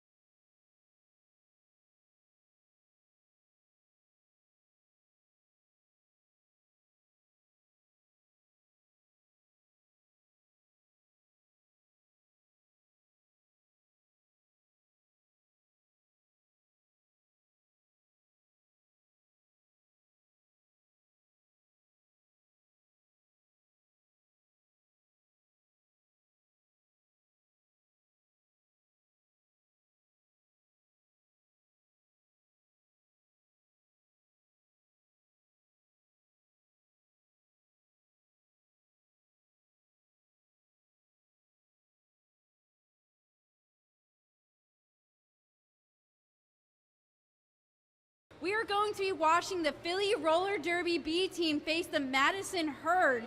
This is going to be a game just like the first one that is high aggression and fast pace. With the time left, make sure that you take the time to head to the merch table, grab yourself a snack, grab some of those raffle tickets, and if you didn't get the opportunity to play our first halftime game, we have a really fun wheel toss that is going to occur at the halftime of this second game. So grab those wheels so you can be part of that second game. Now, we are excited because we couldn't be doing this without our wonderful sponsors like 187 Killer Pads, Jet Wine Bar, or Shizu PT. So thank you to all of our sponsors today for helping make this game a reality. Now don't worry, we have plenty more games this season. We are about to start our home team season with the first kickoff being on October 25th. We'll have November 15th and December 6th. As other dates, you can come here and check out the Passaic Punks, the Germantown Loose Cannons, and our West Philly Warriors. Now, as always, we want to thank our officials for heading here to the game and helping us out. We have Grizzly, Ivy Drip, Miss Vaginiality, Newbie McHusband, Judge Double Wapner, Kenjamin Franklin, Smash Ketchum, Sparrow, Cherry Chapstick, Jesse Jams, T-Bone, Sparrow, Miss Overwatch, Shebra, John Dilks, Tombo number 5, Angel of Beth, and Skatanic Panic. Now, in a moment, we're going to be announcing our two teams, so they're going to be coming up here to the front.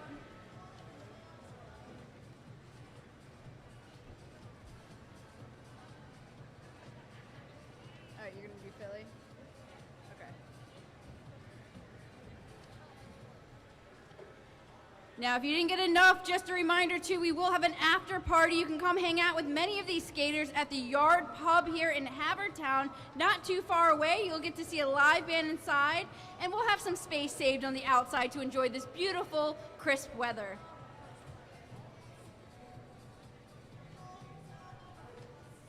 Do we do Philly or Madison first? I can't remember. The away team. All right, coming to the track is Philly Roller Derby. Okay. For Philly today, we have number 11, Roro Beast. Number 12, Scrapple-A-Rone. 128, Molly Striker. 201, Jessica. 21, Calamity K. 212, The Death Stare. 504, Lone Rager. 411, Just Dandy. 419, Sam Squatch. 42, Susie Nugent. Number 555, Cosmic Surge. 759, Trailblazer. 843, Nancy Shrew. 90, Ellie Tigre. 901, Stabigale. And we have 311, Thigh Jinx. And 33, Speed Dial. As alts. On the bench, we have Itty Bitty, Peach Clobber, and Knox. Now, if you heard those footsteps in the horizon, that is the Madison The Herd making their way to the track here.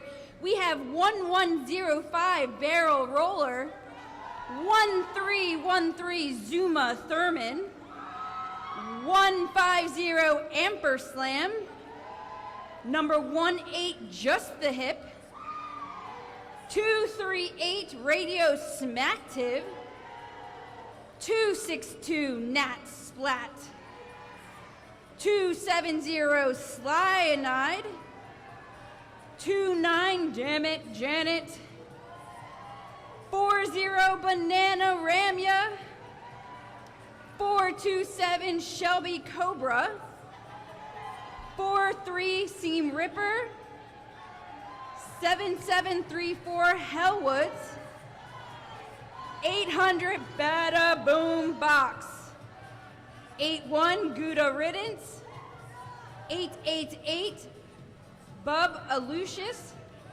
with their alternates Oi Plash and 1941 Git Bucky. So give it up for both our teams here, ready to take this track and give you a good, hard-hitting, safe game in the second round of Philly versus Madison.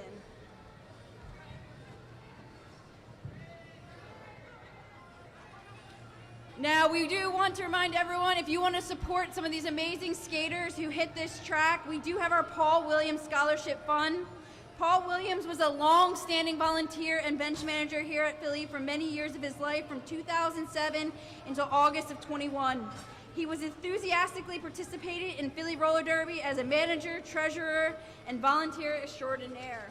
By donating to our Paul Williams Fund, you can help many skaters be able to continue in this sport because he believed in being the change that you want to see.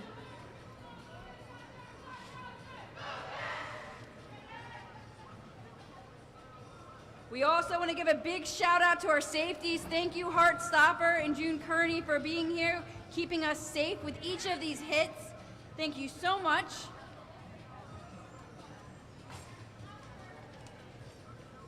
All right, it looks like we are having our skaters hit this track. We're going to start with Jess Scott, number 201 for Philly. It looks like Amperslam, number 150 for Madison.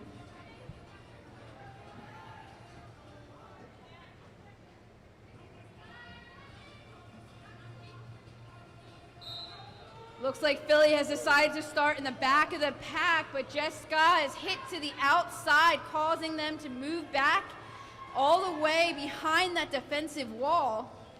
Seeing a lot of recycling from both packs right here. But it is Madison who is able to pick up that first lead jam in the game. And looks like Jessica is out just after her. Amperslam has made their way back in, and they do not want to allow Philly any points there, so they are going to call off that jam. So when you see those hands on those hips, that is that jammer calling off the jam to control that clock.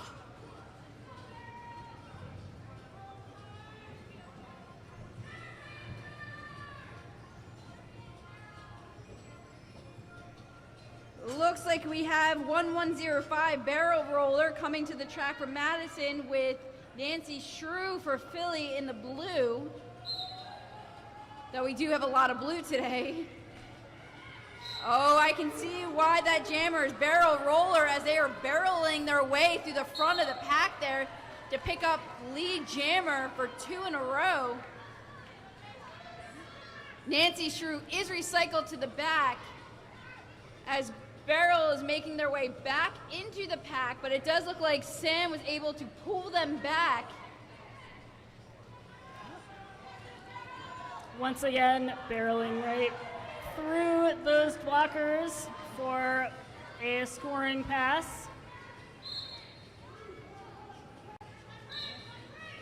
Madison is having some success controlling Nancy Shrew, pulling out a cut track penalty. That will send Philly's jammer to the box for 30 seconds, leaving Barrel all alone to pick up as many points as they can.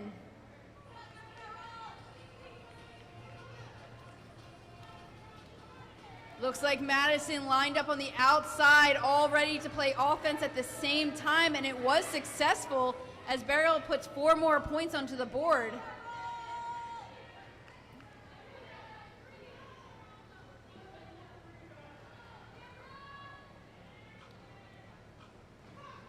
And we have both jammers back in, working to both get through the pack at the moment. Barrel looking to score some more points after that last scoring pass. Madison is being very successful with that heavy back wall, but Nancy Shrew is finally out of the front of the pack, but it does look like they are being assessed for a second cut track, which is going to leave Madison with a power jam start here. Now that means that Philly will not have a jammer at the beginning here, giving Madison a full 30 seconds all alone to put as many points as they can on the board. Luckily for Philly, they are seeing all 4 of their blockers on the track here because they're going to need all 4 to be able to stop a runaway here.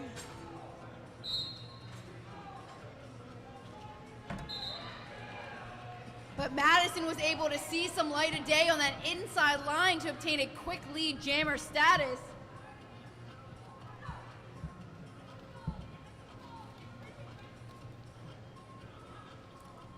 So, Auntie, when you have a power start, what are you thinking on the line? Well, if it's for me, I'm like, thank goodness. And if it's against me, right, I'm just thinking, how quickly can I get back out there to minimize the damage? And it does look like Nancy was ready for it and thinking the same thing. How can I hit this pack as quickly as possible? Because they're already back in the back of the pack here, attempting to push their way out, knowing that they need to minimize the amount of points being put on the board here. I am seeing chaos in that pack right now. Everybody was on top of each other for a bit. Both jammers fighting their way through. Does look like we had a forearm assessed to number 40, Banana, for Madison here, sending one of their blockers to the box. And with that, we do have a call-off, which means Madison will start with 1 blocker in the box here, giving Philly the power advantage here on blockers. Philly will need to really come together with this moment of having that extra blocker to really slow down Madison's aggressive jamming style. That is Jess Scott on the line in the deep blue there, and in the white, that is 13-13 for Madison, Zuma Thurman. Both jammers are looking for any hole they can find, but it is Zuma who is out first on the inside line. Jess Scott is hit and recycled back on the inside, but is able to juke to the out to get out as quickly as possible. We are seeing some aggressive jamming styles here in this second game of the day, as all our jammers are really being forced to be aggressive as they hit these very slow and defensive jammers, or blockers. And it looks like Zuma has called the jam just before Ska hit the pack, so keeping it to 0 for Philly and 4 for Madison. Now, with 24 minutes left on the clock, Philly has been unable to answer back to Madison's point score here, as Madison has put 31 unanswered points onto the board.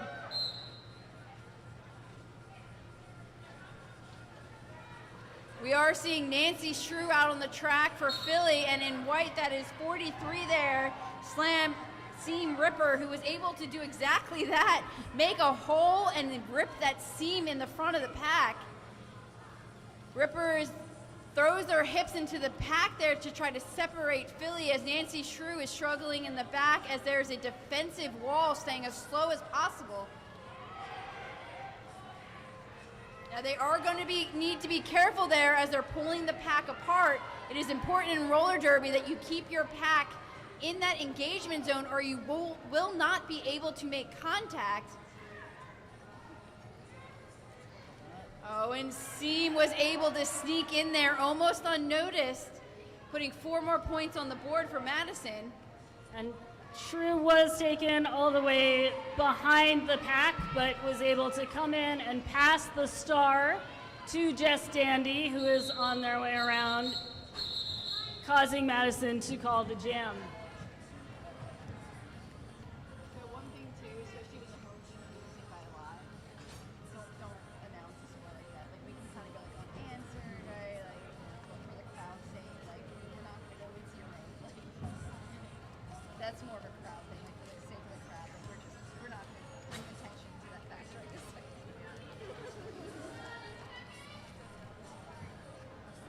All right, it looks like we have Ellie for the first time on the line for Philly. It's 90, but back on the track there is 150 Amper Slam for Madison.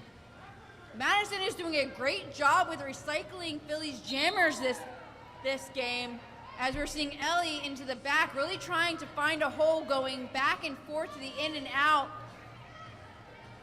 But Amber Slam is already back into the pack, putting points on the board.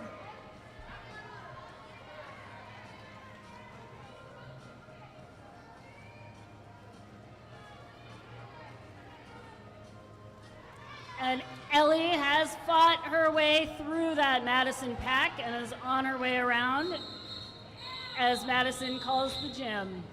So it does look like that Madison is playing a pretty conservative game so far. They really want to minimize whatever points Philly are going to put on the board here by calling it off as soon as they can when they're seeing those Philly Jammers make their way back around to the back of the pack.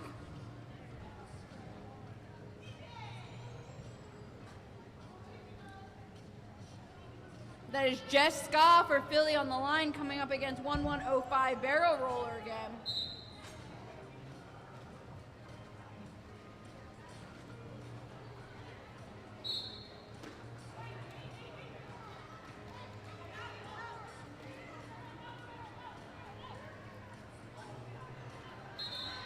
And we have a lead jam for Philly as Jess Ska gets through the front of that pack. And a power jam. Oh, the Madison Jammer gets sent on a forearm to the penalty box. This was exactly what Philly needed at this point in time. They're really going to have to utilize this to the best of their ability to put as many points on the board as they can as they go unopposed.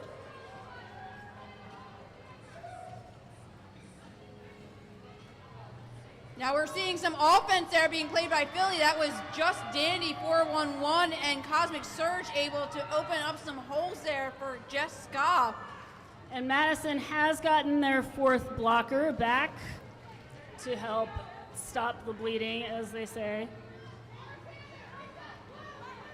Now Jess Ska has been able to put 8 points on the board already here, so they did definitely make the most out of this power jam. Lone Ranger was ready, though, for that jammer to come back in as they met them upon re-entrance, slowing them down, giving some time for Jess Ska to finish out this jam with 11 points put on the board for Philly.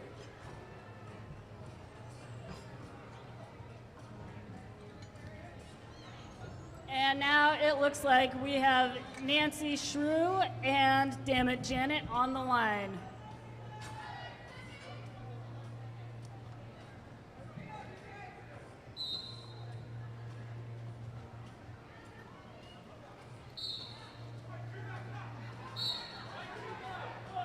Oh, and it does look like the Death Stare was able to pull out a cut track on the Madison Jammer, leaving one of our Philly rookies on the track to try to put as many points as they can on the board. Oh, but it does look like Death Stare has also been assessed for a forearm very shortly after.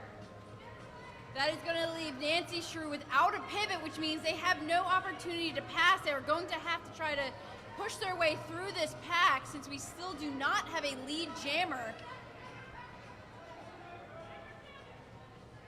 Now that lead jammer is that first jammer to make it out of the pack legally, and as of this moment, we do not have one, which means that Madison still has an opportunity to obtain that lead jammer if they are able to make their way out. Oh, they started, okay. I thought they started in there at the beginning of the jam. I forgot it was after the jam started. All right, so it doesn't look like Madison was able to get lead because they had been assessed for that penalty after the start of the jam. And you cannot have a penalty on that first pass to be able to be eligible. Now, Nancy Shrew is still eligible, so if they stay clean and can make their way out, they can get lead jammer. But Dammit Jammit is making some damage here, and it looks like picked up a forearm during that damage out of the front of the pack. Philly is going to have to play some offense here to get out that jammer. And it does look like they're running back, trying to figure out how to combat Madison's heavy defensive play.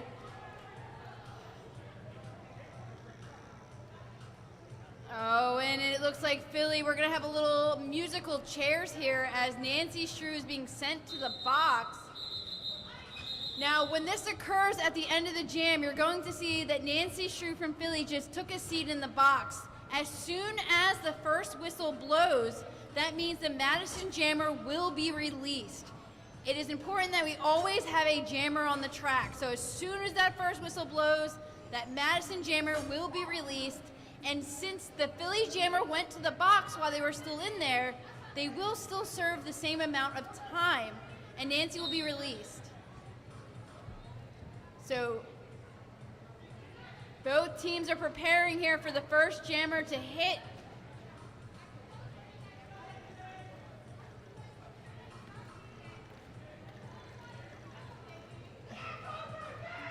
We had Susie Nugent there with a nice hit out of the front. Philly has decided to stay together instead of running back to prepare for the jammer to make their way back up. And Madison has earned lead jammer for this jam as they get through around as Shrew gets out of the box and started hitting that Madison pack.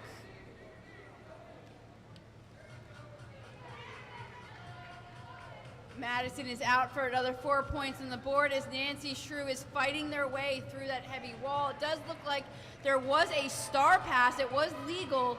So when we see that star pass, the jammer can hand it off to the pivot, and that pivot can become the jammer. But Madison was like, no, thank you. We're just going to stop this jam now and reset.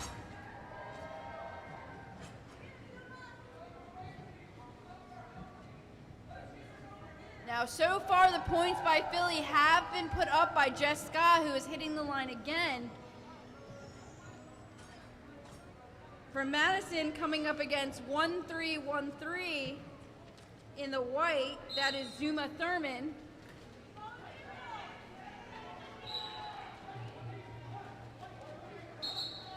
And Zuma is out first for the lead, with Jess Scott taking off the cover.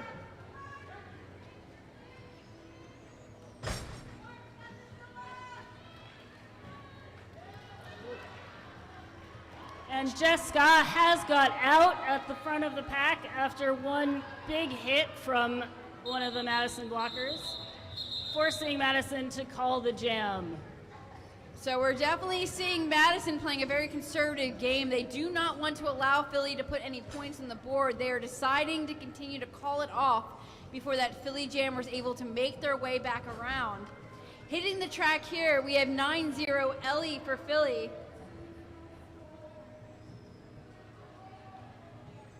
And that does look like that may be Zuma Thurman on the line for Madison in the white.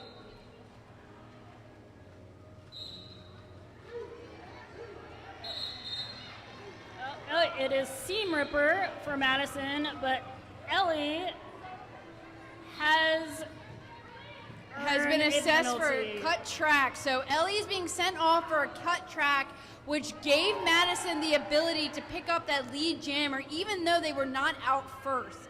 That penalty being assessed gives the opposing team that opportunity to obtain that lead if a penalty is done during the exit of the track, which is what we saw with Ellie there. Zuma has made their way around or that is Seam Ripper, I do apologize. We have Seam Ripper who has made their way around for lead jammer. That is 43 Seam Ripper who is jamming for Madison.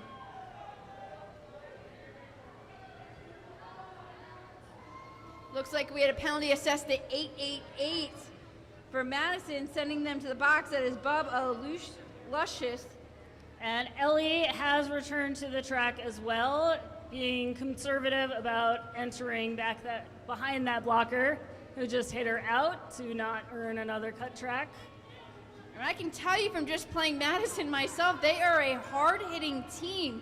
They are not playing soft here. They are not giving a light of day. They are ensuring they're sticking together, and Philly is trying their best to break up these very slow-moving and defensive walls. And Ellie has gotten out of the pack and is coming around for her as Madison calls it off to prevent the scoring pass. Now it does look like we have a cleared out penalty box, which means both teams will start with all 4 blockers on the track and both jammers. We do see for the first time, I do believe, 4-1-1 just dandy for Philly. coming up against a Madison favorite here, 150 Amperslam.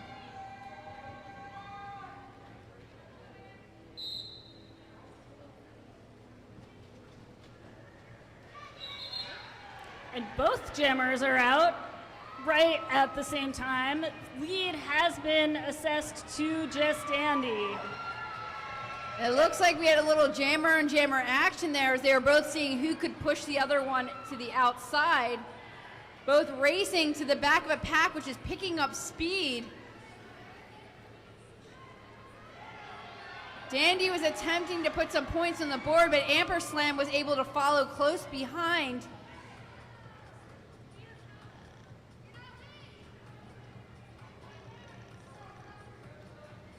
Now Dandy is lead jammer, so they have the opportunity to control this clock as Madison puts up another 4 points on the board. But it does look Dandy like is through for 4 points and calls off the jam at that.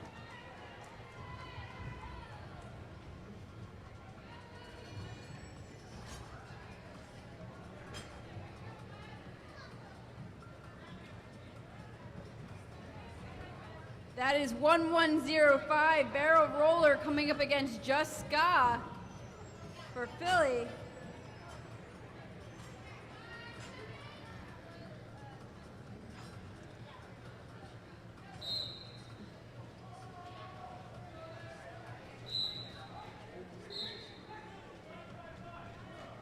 Now you'll see sometimes that our jammers with the star are being hit out and then a blocker is running backwards, where we call this recycling. So they're pulling them back and that jammer cannot cut the person who hit them out. So they must run back with that blocker, or they could stand there, but they cannot re-enter in front of that blocker. They must re-enter behind. That is Barrel Roller, who picked up lead jammer from Madison, as Jessica continues to fight against that very last Madison blocker.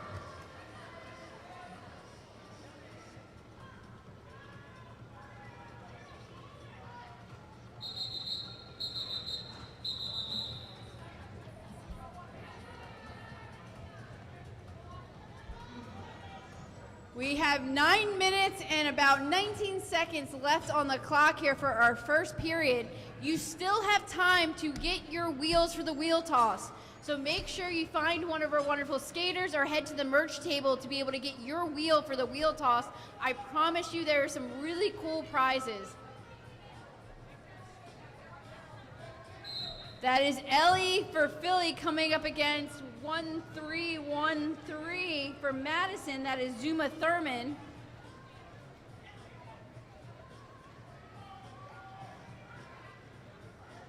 Ellie is being recycled to the back as Zuma Thurman is attempting to push the front of the pack as far as they can to hit that 20-foot mark, but it does look like Ellie is able to find a hole on the outside, and yes, that is lead jammer for Philly. That was some nice work on her toe stops for Ellie, getting around on the outside a couple times.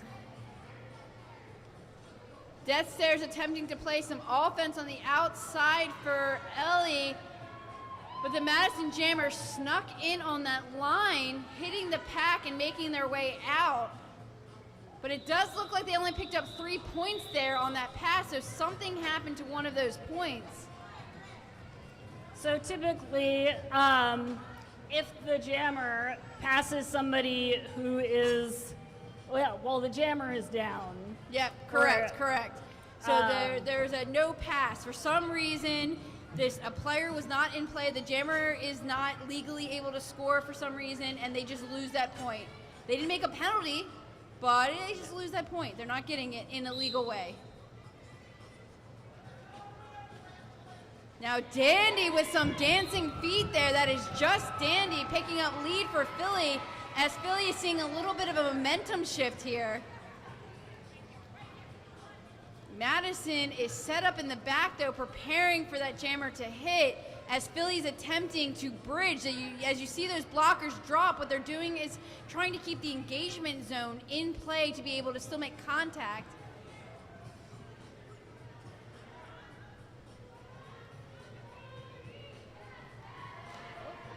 So Dandy did attempt to jump on the inside line there. We called it an apex jump, was not successful though, and has decided to call off the jam before Madison hits the pack to score.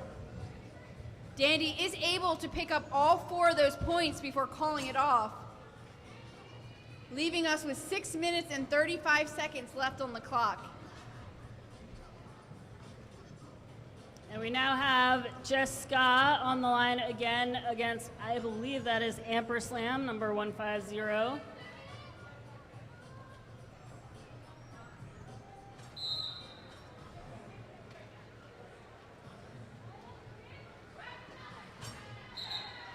As Amperslam gets out along the outside for lead jammer, and Jessica gets out behind.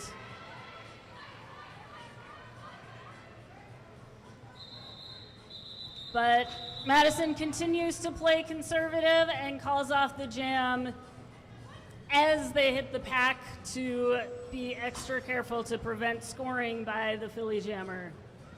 My knee is definitely swelling from that fall. I can feel it.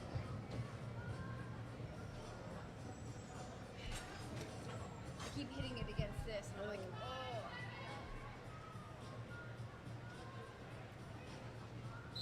Now we're seeing 2 very successful jammers for both teams. That is Ellie there for Philly coming up against Barrel Roller for Madison. Both very strong jammers, but it is Barrel Roller who is able to get out first to obtain that lead jammer status.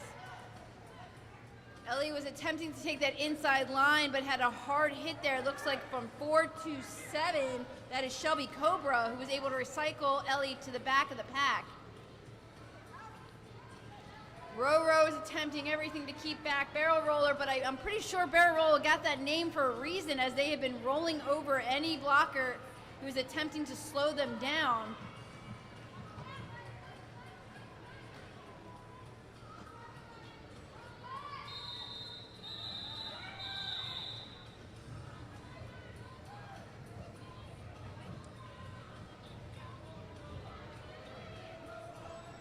Now coming to the jammer line, that is number 29 in white, Damn It, Jam It, going against Just Dandy, 411 for Philly. Both teams are at full capacity here with 4 blockers on the track. So we're gonna see some defensive walls here.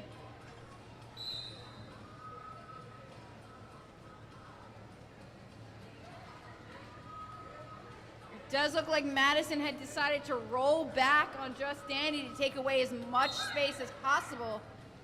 Philly attempted to keep that jammer in, but hit that 20-foot mark and had to let them go.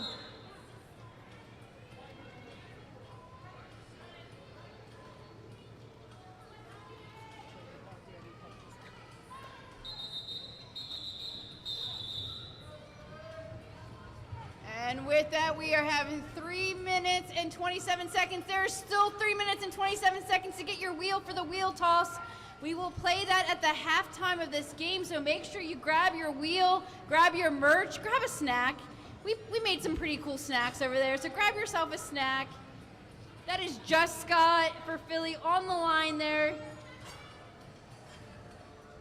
Coming up against 13-13 Zuma Thurman. Oh, and Ska is able to find the light of day on the outside with a quick twinkle of toe outside run to attain lead jammer for Philly. As Zuma is being given some trouble by the Philly jammer, or by blockers, it looks like that is Lone Ranger in the front there, really slowing Zuma down. And Scott is through for a scoring pass as the Madison jammer. So it does look like Madison had made the choice to pass the star, but they did not do it legally. I'm trying to see here. It does look like the pivot had taken the star. So in order for a star pass to be legal, the jammer and the pivot need to be upright and in bounds and make the handoff. So often if one of the skaters is out of bounds or on a knee, that's when it can get a little messed up. It does look like that the Madison jammer had made a penalty before they could successfully hand off the star, which means that since they had been given that penalty, they can't pass the star. They're still the jammer, right? They're going to the box as the jammer. So that pivot must now relinquish that star. It is not theirs. They are not the jammer. They can drop it, they can hand it back, but that jammer must take it back before they are able to then legally pass it. Now that gave Philly the opportunity to put 8 points on the board that pass.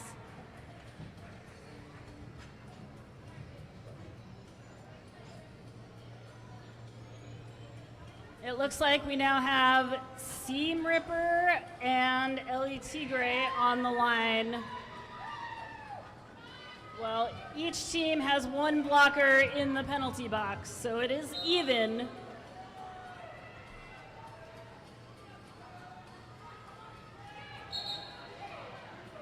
And Seam Ripper has this time snuck up the inside line to make a hole and get through for lead jammer.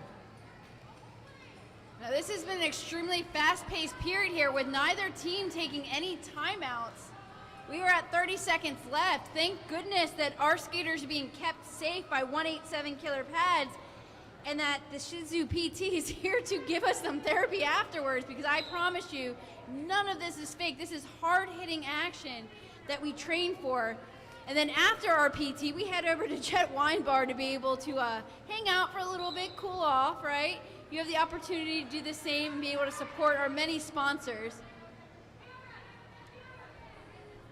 Now the period clock is going to wind down here, it looks like, but we still have time on the jam clock, which means that this jam can continue until either the lead jammer calls it off or that jam clock runs to 0, one or the other.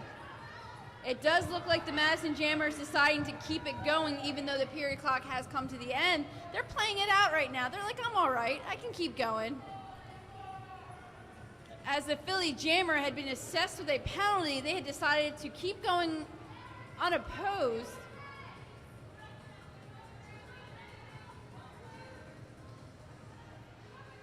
Now the Philly Jammer has made their way back onto the track from the penalty, but the Madison blockers were ready to receive that jammer, and Ellie was able to sneak up the inside there, forcing Madison to call it off. And with that, we are going to come to intermission here.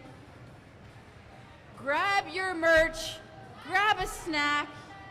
We have plenty of things here. Our raffles, right? Grab the raffles. There's some really cool baskets. I saw it earlier. I love my hair. We have one that is all about a haircut and hair care. And in a moment, we're going to be clearing the center of the track. So if you got a wheel, if you went and got your wheel already, we are about to do the wheel toss. So please get your wheels ready. I'm going to call you out to the track as soon as the bullseye is brought out onto the track. And when I call you out, you will come to the outside lines of the track. You're going to throw your wheels into the center, and you're going to attempt to get as close as possible to that center point. So it is time. If you have that wheel, please make your way to the center of the track.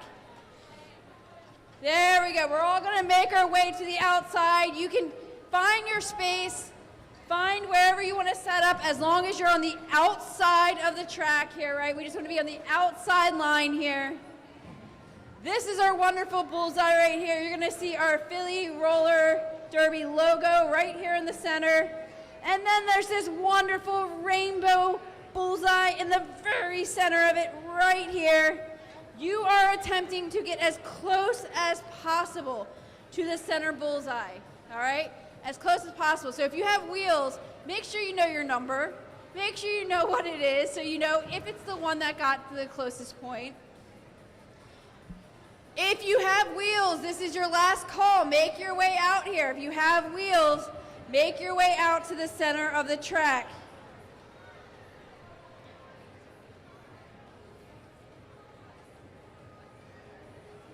You got about 1 more minute. If you have any wheels, make your way to the out of the track here. Now there's many ways to support Philly. If you didn't get a wheel, that's all right. We also have our Paul Williams Scholarship Fund. Paul Williams was a long-standing member of Philly Roller Derby from 2007 until his death in 2021. You can donate to that fund, which helps many skaters enter and stay in this sport, have the things they need, and be part of this community. All right, does everyone out here who has wheels, this is last call. If you have a wheel, last call. Oh, I see people on both sides of me. I'm going to move out of the way so I am not hit. I am going to count it down. I'm going to go 3, 2, 1, throw. All right, when I say throw it to the center. Don't hit each other, right? Throw it to the center there. We're going to get as close to that center bullseye as possible. Make sure you know the number on your wheel. All right, are we ready? We got 2 selling tickets. Oh, we got more wheels. We got more wheels. All right, are we all lined up where we want to be? All right, in 3, 2, 1, throw!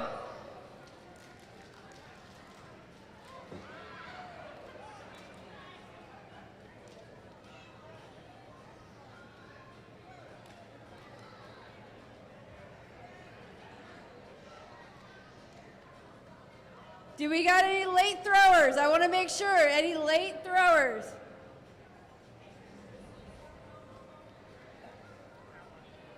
Now we have a clear winner here. It looks like we have number 017.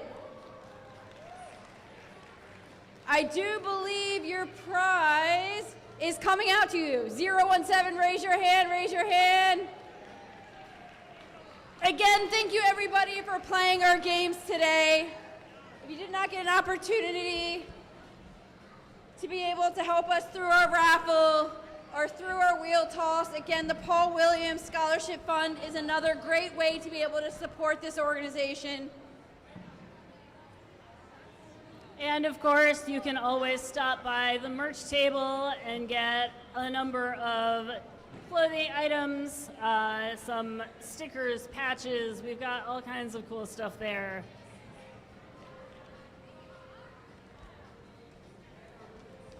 All right, we're going to give our voices a rest here for one moment. But again, thank you to 187 Killer Pads, Jet Wine Bar, and Shizu PT for being some amazing, amazing sponsors of our game today. We have a lot of other games to come out to coming up. Our home team season is about to start, and I promise you it is going to be competitive as we see the Pass Young Punks, the Germantown Loose Cannons, and our newly returning team, the West Philly Warriors, battle it out to be the home team champion. October 25th is going to kick that off. So please head to the bathroom, grab your merch. There's still time to grab a raffle ticket, and meet us back here in under 10 minutes.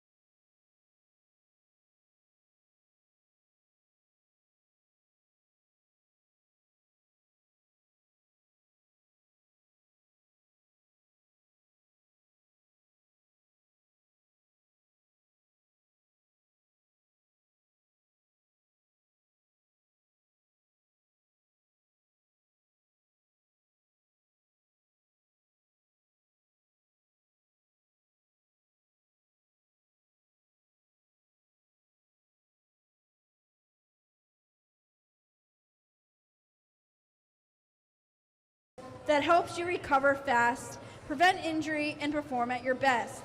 From head to toe, and yes, they even treat pelvic health, they got you covered. Now, if you've been watching our skaters tonight and you're like, you know what, I think I could do this, but maybe you've never touched skates before, that's all right. We have our 101 boot camp starting at the end of October where you too can learn to skate. We start at the very basics of teaching you how to get up on your skates and skate forward, to ending with some hopping where you can become a professional on skates yourself to do any type of roller skating activity, from park skating, jam skating, and maybe one day even joining us here on the track. Again, our boot camp will be starting at the end of October. Check out phillyrollerderby.com for more details on that 101 boot camp. And if you've already made up your mind, you're like, I love to skate, I want to be out there, let me play roller derby, we have you covered with our cheeseskate program, which will start after the first of the year. Join our wait list to get all the details as they are released.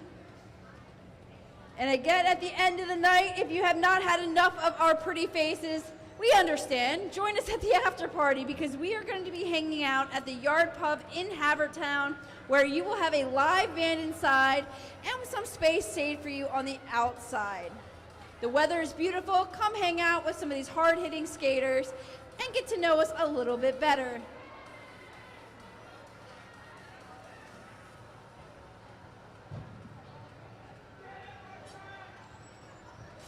Now, one way, again, you can continue to support both Madison and Philly Roller Derby is through merchandise. So make your way to the merchandise tables. Both Madison and Philly have tables set up on the outside of the track there where you too can support, wear your gear, and feel like one of a skaters here on the track.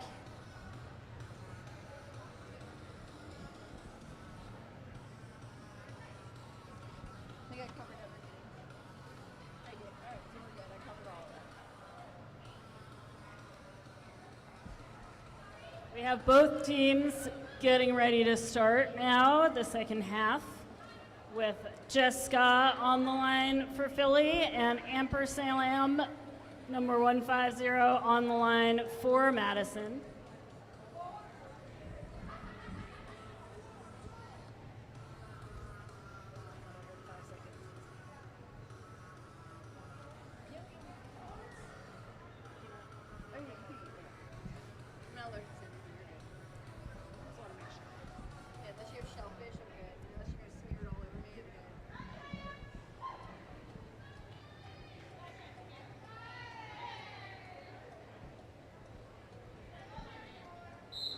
Now, with that whistle, it does begin our second period of Madison versus Philly Roller Derby. What you're seeing is the Herd versus the B Team, and it looks like Philly is coming out with some aggression as Jess Ska is able to pick up lead jammer for this first go. Jess hits that pack hard, knowing they need to minimize Madison's points here. They call off the jam before Madison is able to make their way to the back of the pack.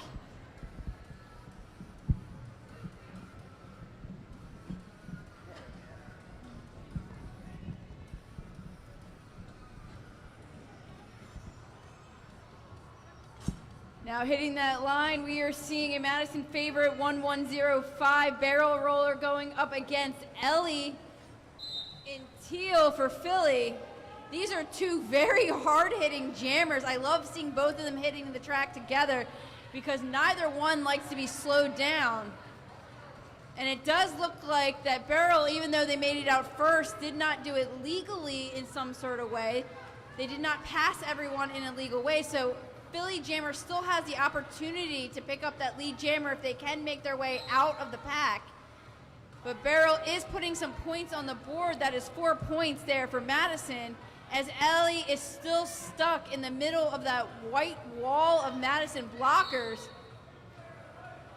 Oh, and that is a high block being assessed to 9-0 Ellie for Philly, leaving Barrel Roller on the track all alone.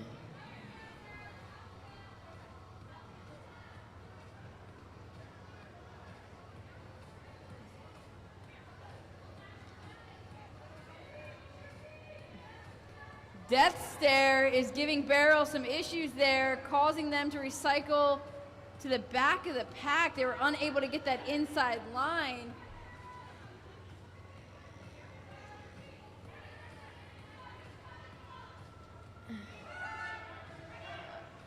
The Madison Jammer was able to push the Philly blockers to that 20-foot, but Philly was quickly able to get the pack put back together.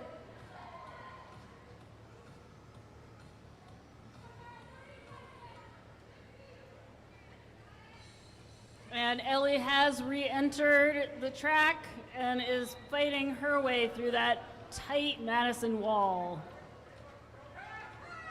We are seeing a lot of separation in this second game here where the packs are just not wanting to stay close together. We're seeing the Philly wall stay up front. We're seeing the Madison wall try to stay as far back as they can. That means that both teams need to be very aware of the distance that they're having between them to be able to keep continuing that contact without those referees saying, hey, stop it, no, no. Now, Philly has an opportunity here with a little bit of a power here as the Philly blockers are seeing all four of them on the track to only two of Madison. Madison is going to need to play very smart here with only two blockers to kill as much penalty time as they can to get their blockers back. That is just dandy, 4-1-1 for Philly in the sparkly shorts, trying to take advantage while they can of having only two Madison blockers, but these blockers are not making it easy for Dandy. As the Philly blockers continue to keep Madison back, it is just Dandy, 4-1-1 out for lead jammer.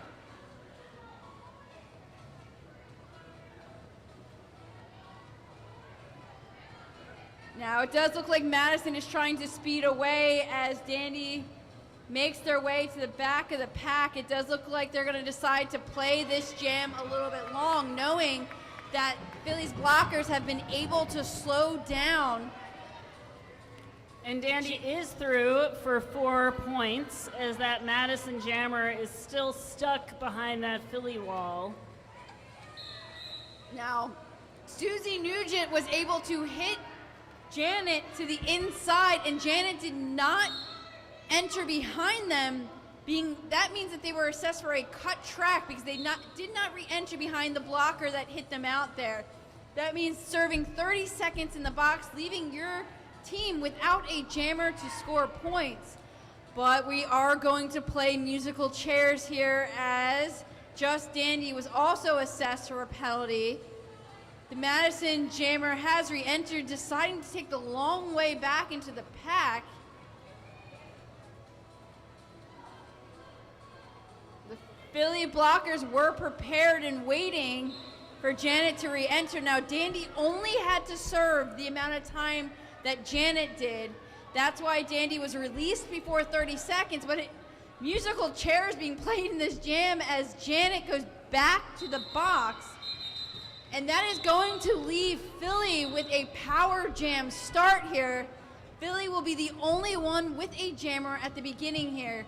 So we'll have one jammer on the track as Madison will need to sit in the box and at this point serve a full 30-second penalty.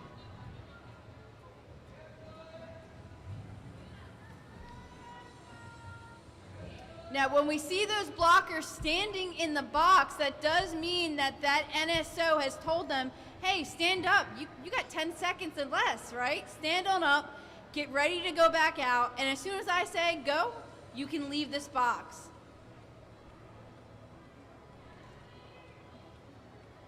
Now, it does look like we have an official timeout here. Now, when we see these, that means that the officials are discussing something. Sometimes it could be that they're questioning a penalty or maybe points weren't put on the board right. Something deals with the gameplay, and the referees need to ensure that it is being played by the right rules, that the right points are being put on right, that they're all seeing the same thing that the other referee saw. So they take a moment, they talk to each other, and they make sure that everything is continuing as it should be.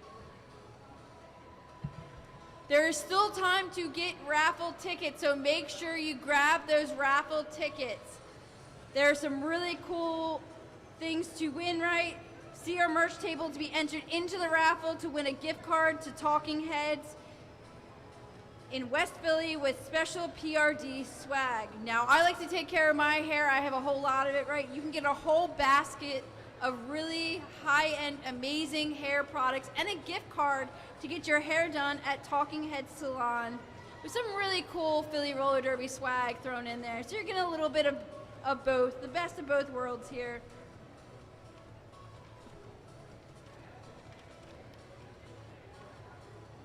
Now, if you were up at the merch table or doing something at halftime, just a reminder that our Paul Williams Fund is currently running low. Some of our skaters rely on this fund to keep playing this sport. Make a donation to keep our skaters on the track. You can donate at the same link you purchased your tickets from, or go to phillyrollerderby.betterworld.org under the Paul Williams Scholarship Campaign. Now that long whistle does mean that our official timeout is coming to an end.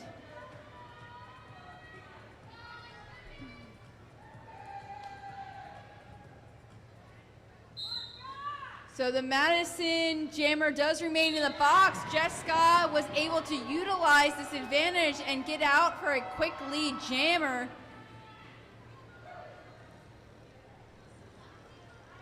You see Madison is setting up in the front as Philly's deciding to play O from two outsides. Jessica attempted to get that inside line but was pushed out, meaning that they need to re-enter behind those blockers.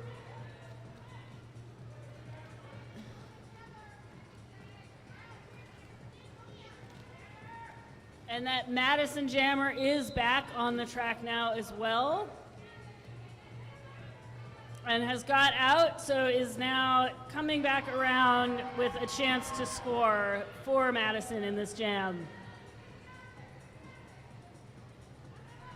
So it does look like Philly's deciding to play this jam long, not calling it off, but attempting to make their way back into the pack to get some points on the board. Jessica does decide to call it off as lead jammer. That way no more points from Madison can be assessed. Looks like it may be leaving this jam at an equal 4-4 points on the board.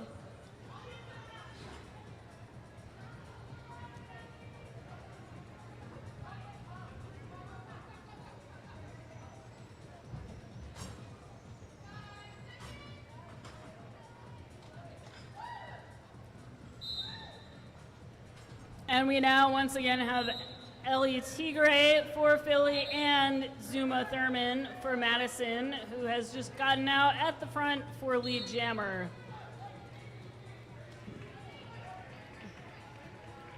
Ellie did not waste any time to make their way out as well, but not before the Madison Jammer was able to do a little hop and skip on that inside line.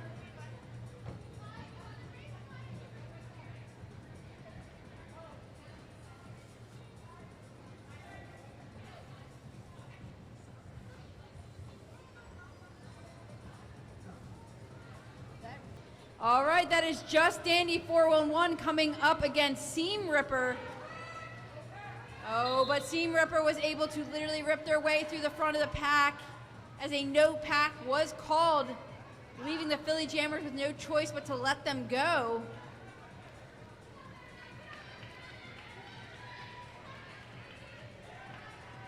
Dandy did manage to also get out of the pack just ahead of the Madison Jammer now, who calls it, sticking with their conservative strategy.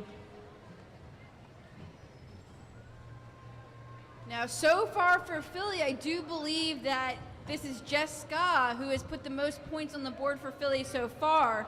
Coming up against another favorite from Madison, 150 Amperslam.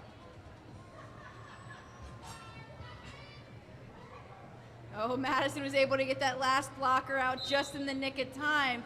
All blockers must be on that track before the end of that 5-second call. And with a little bit of a pile up there, Amperslam jukes in, jukes out, and is able to pick up that lead jammer status. Jessica is having some trouble getting out of the front as the Madison blockers have raced up there to meet them. And it does look like we will have a penalty assessed to Jessica, which is going to send them to the box.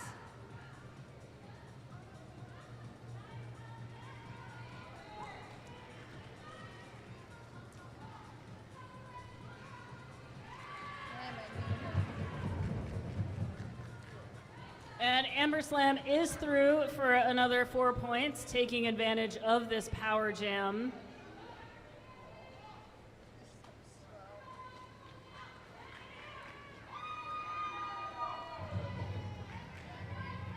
And is given some trouble right at the top of the pack this time by Lone Ranger.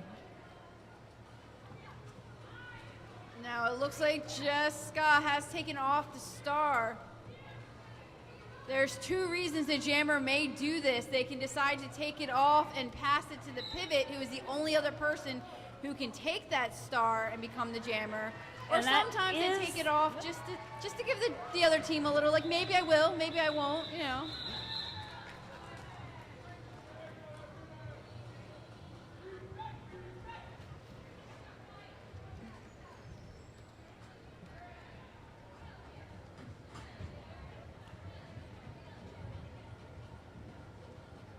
Now stick around, we will pull our raffle winner at the end of this game. So if you have those raffle tickets, if you bought them, stick around to hear if you are the winner. That is Ellie on the track coming up against Barrel Roller for Madison in the white. These truly have been 2 extremely hard-hitting jammers today, but Barrel Roller is able to make their way out.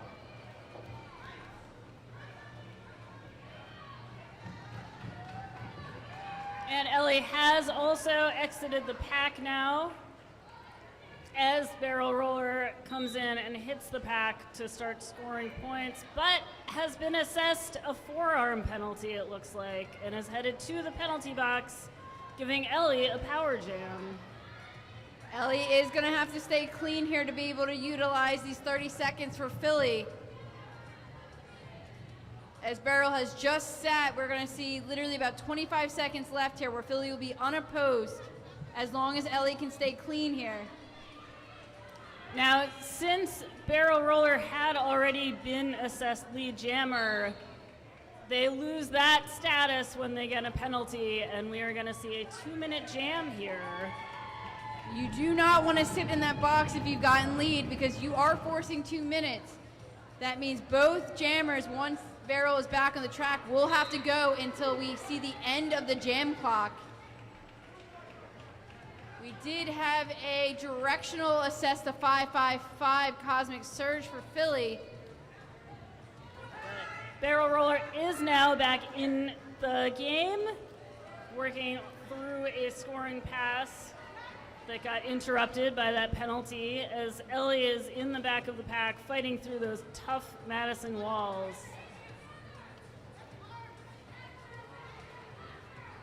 Oh, and Barrel Roller was able to push their way through that inside line there, but Ellie was quick to follow behind. We are looking at 16 minutes and 54 seconds left on our second period of our second game here.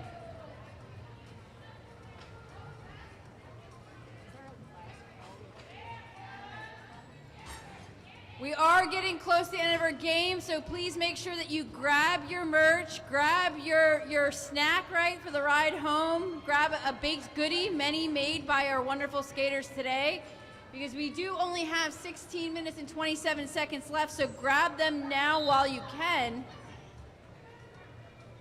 That is 13-13. Zuma Thurman coming up against 4-1-1 Jess Dandy, who did just get sent to the penalty box, unfortunately, on a cut.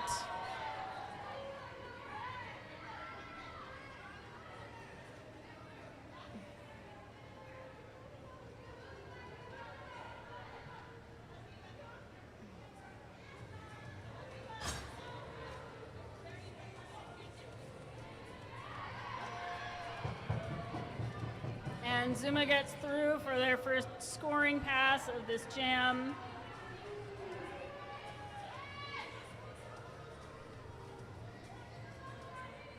And now we have both jammers back on the track.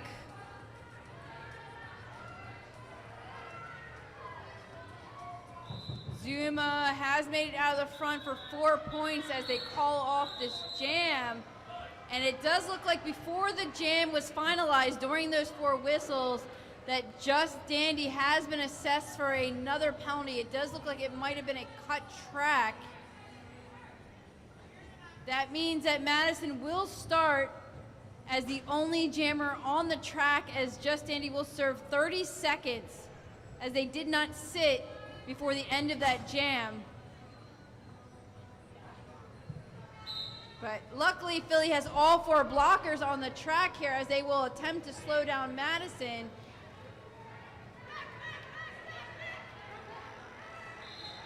Now that was Lone Ranger in the front, a transfer this year into Philly, who was attempting to slow down Seam Ripper.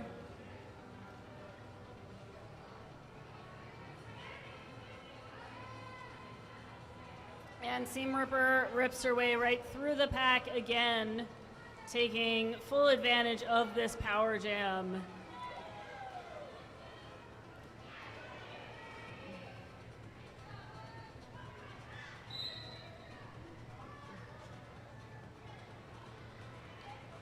We have a penalty being assessed to Cosmic Surge, leaving Philly with 3 blockers on the track. Lone Ranger is attempting to slow down Seam as much as possible, recycling them again to the back of the pack.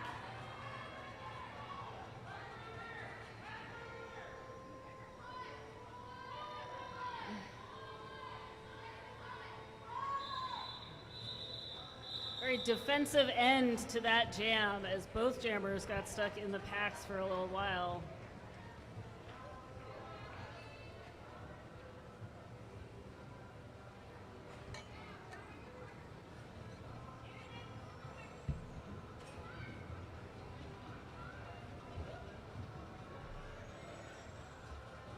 That is 1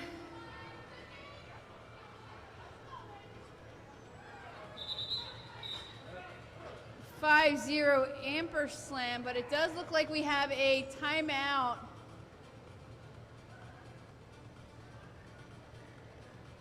Being called by Philly, I believe. Now, how do I know it's Philly? Well, that wonderful NSO that you're seeing in the middle of the track, the one that's been calling that 5 seconds, well, they are giving that T, which shows us it's a timeout, and then pointing to the team who has called it. Now, if you've ever thought about, like, I want to do that, I want to have style and call a timeout, you can too. Philly is more than just our skaters. You can join us as a skating referee or an NSO. If you love data and mathematics as much as I do, you can collect data. Maybe you want to help with the scoreboard. Maybe you're like, I want to be on skates on the outside and point at these skaters and tell them to get off the track. We will take you and train you and thank you for all of your help to make sure that we can continue to play this wonderful sport. All right, that is Amperslam 150 coming against 90 Ellie. And that is Banana Ramya with a really good offensive hit on the outside there, allowing Amperslam to push the pack out to the front. Death's there, 2-1-0 for Philly. Play some offense for Ellie so Ellie can make their way to the front, but Ellie is met with 4 Madison blockers who are just not feeling like letting Ellie out. They're not feeling like it. They're like, no thank you. We're gonna keep you here.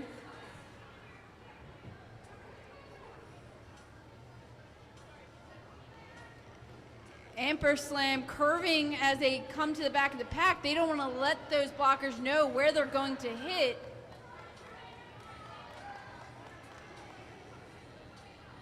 And they have decided to call off. So when you see those hands on the hips, right, that is that call off. They need to make it big. They need to tell the referees, I'm done.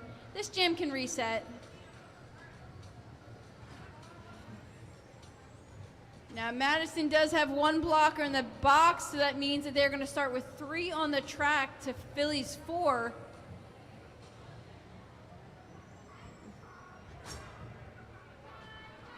Oh, we have a barrel roller coming up against Jessica for Philly. Both jammers have been very successful this game. We do have a directional, which was assessed to 262 there.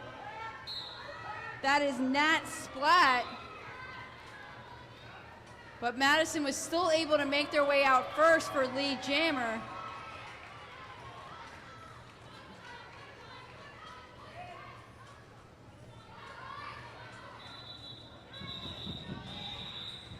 Now that was Stabby, another rookie for Philly, who was able to slow down Barrel Roller as they made their way to the back of the pack there, trying to minimize any points, and it does look like that was successful with Barrel unable to put any points on the board.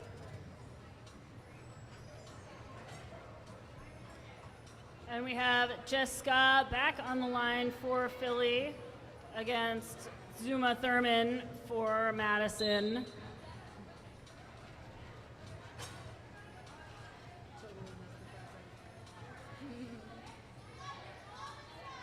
Doesn't matter. These are some very defensive packs here, both holding their jammers very slow.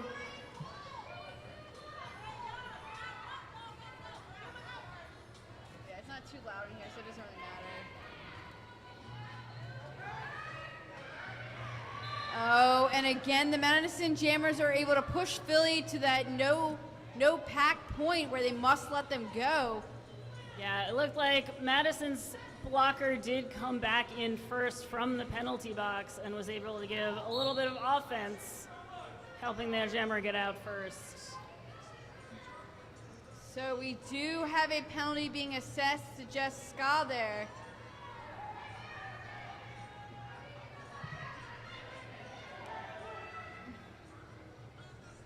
Now you'll see that Madison is holding a Philly blocker in the back there. What they're attempting to do is create the pack in the back there so that Philly only has 20 feet to bridge out. Now each person that bridges that 10 feet in the middle does make that pack a little bit longer, but eventually you run out of blockers, so you only have so much room to make your way away from the organized pack.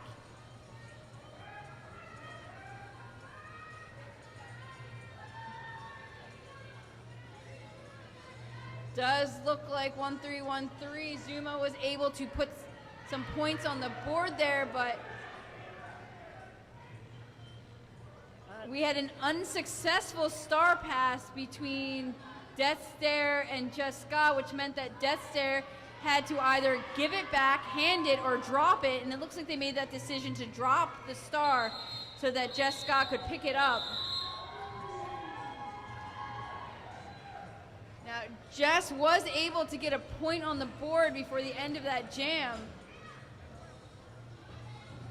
We have 8 minutes and 26 seconds left on this clock, so there's still time. Get your merch, grab a snack, right? Grab a raffle ticket, you still have time.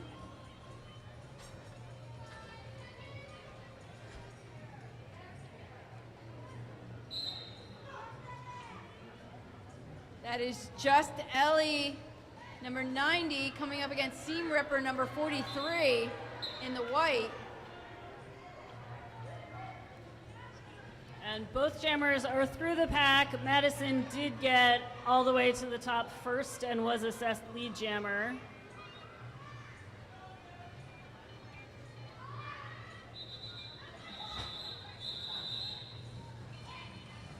Seam Ripper is able to get 3 more points on the board there, successfully calling it off before Ellie was able to pick up any points. Now we've seen both of these jammers hit the line quite a few times tonight. That is Amperslam coming to the track for Madison against Just Dandy 411 for Philly.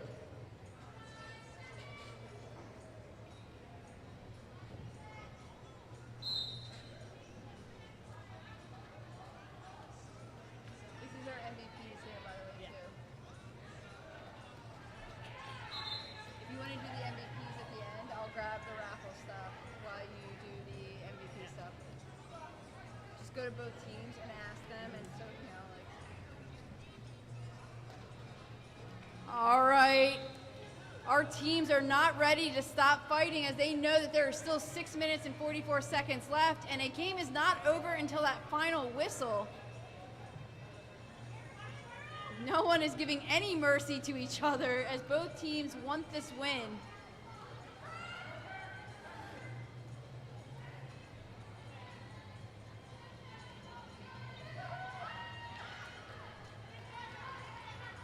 And Philly has made a successful star pass as Death Stare is now wearing the star for Philly. And Madison calls the jam before Death Stare is able to get back to the pack.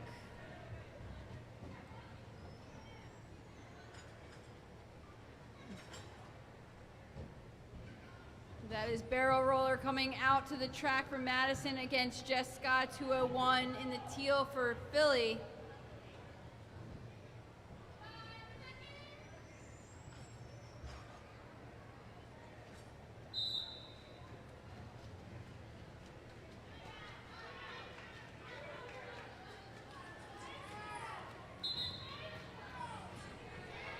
It is Madison out first for lead jammer as Jessica is continuing to be met by wall of 4 Madison. They do not want to let Jessica out as Barrel Roller has made their way back to the front of the pack, going one-on-one with Lone Ranger, a transfer, and a dual skater this year for Philly.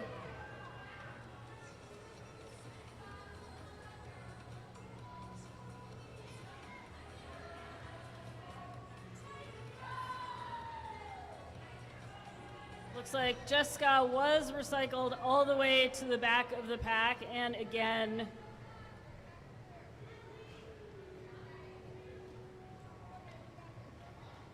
one thing I love about both our games tonight, we are seeing a lot of heart by all of our teams and all of our athletes tonight. We are seeing 100% being given by every athlete here on the track. And we are so thankful for having Madison travel all the way out here to play both our A and B teams. So thank you, Madison, for making your way out here.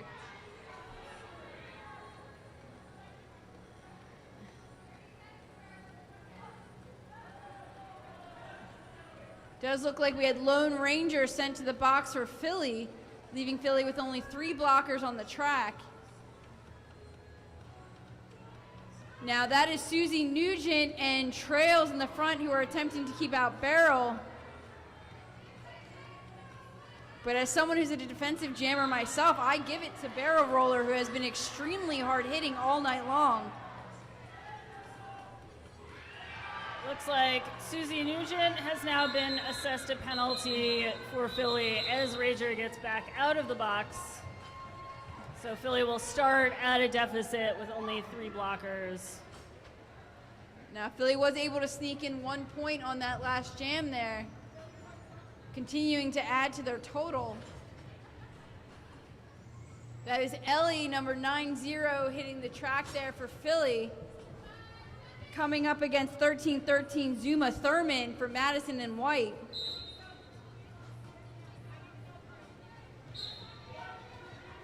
Oh, and Ellie is able to make their way out. That is lead jammer for Philly. We do have a multiplayer being assessed to 238 there. For Madison, that is Radio Smacktive. Now in roller derby, you cannot grab each other's arms or grab any type of body part and prevent the jammer from moving forward if that cannot be released. So what we saw there was a multiplayer. For some reason, something was linked and they were not able to release that link when it was contacted by the jammer, which then causes that multiplayer penalty. And it looks like Ellie Tigre has now been assessed a penalty as well, so Madison has a power jam, and because Ellie was lead jammer, this will be another 2-minute jam. So we will see 56 more seconds of this jam, whether either jammer is tired or not. They will have to fight to the very end. Oh, and Ellie gave no time at all and was like, I better make up for this time I sat here. Let's put some points on the board. So that was a quick 4 points as Ellie has made their way again to the back of the pack. Madison, this time aware that Ellie is there, giving a heavy wall. Both jammers fighting right to the end of this very long jam. But Ellie is out for another 4-point pass. Oh, and this is what Philly wants right here. This is 13-13 Zuma Thurman going to the box. It does look like that might have been assessed for a cut track. And this is going to mean that Philly will start with a power jam for them having the only jammer who will be on the track. Philly will need to put up some heavy offense here because they only have 30 seconds to get as many points on the board as possible.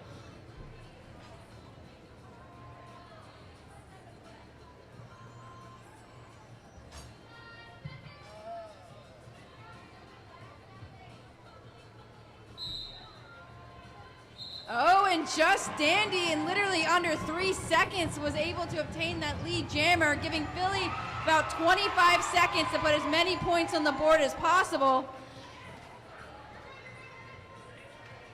Dandy, playing it safe, makes their way to the back of the pack to ensure that they're not going to cut any blocker. As any jammer knows, it's a lot better to go back than to find yourself in that box because your team will not be able to score without you on the track. It does look like the Madison jammer has made their way through the pack. Now this is an initial pass, so they did not get any points for this pass.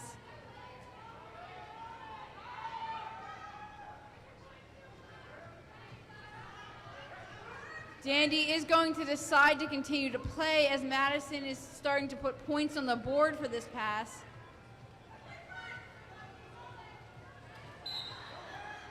And with that, there was a no pack called on Philly as they were pushed to that 20-foot mark by Zuma Thurman.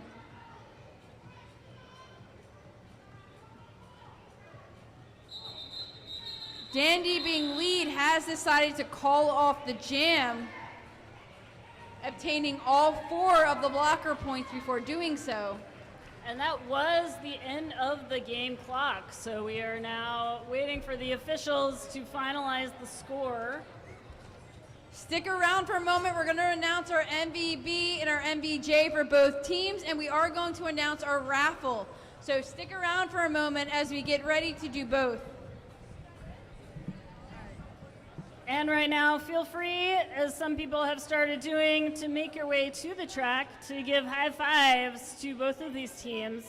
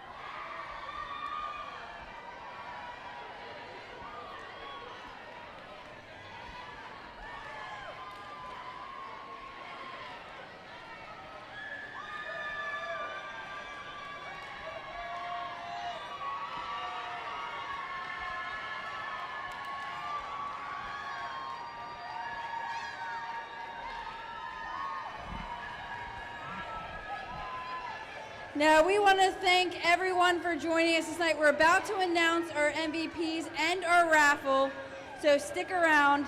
We want to give a huge thank you to our officials. You are the reason why games are able to happen. Thank you to all who volunteered tonight, whether you were at the door, announcing, live streaming, selling concessions, selling merch, or in and out of the audience. We are so grateful for you. Finally, we want to thank all of our skaters for letting us have fun watching you do something you love. Just a reminder, we are Philly, so we're going to pull out now. So stick around, we're about to announce our MVPs and our raffle.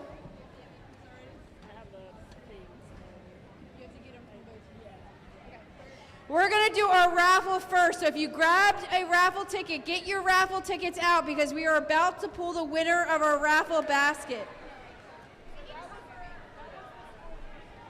All right, our winner of our raffle is Renell, ticket number 8131175.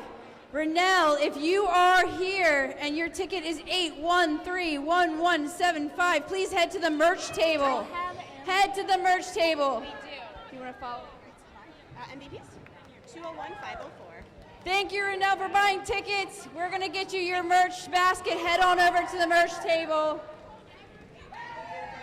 Okay, we are ready to announce our MVB and MVJ for the game. So for Philly, we have MVJ Jessica and MVB Lone Ranger.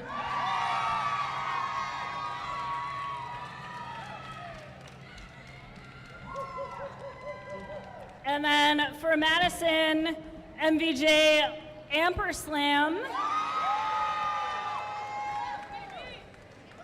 And MVB Gouda Riddance.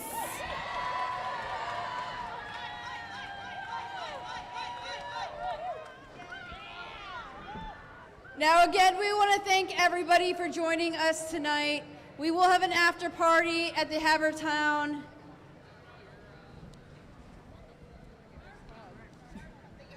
Thank you. In Havertown at the Yard Pub, there'll be a live band and space safe for you.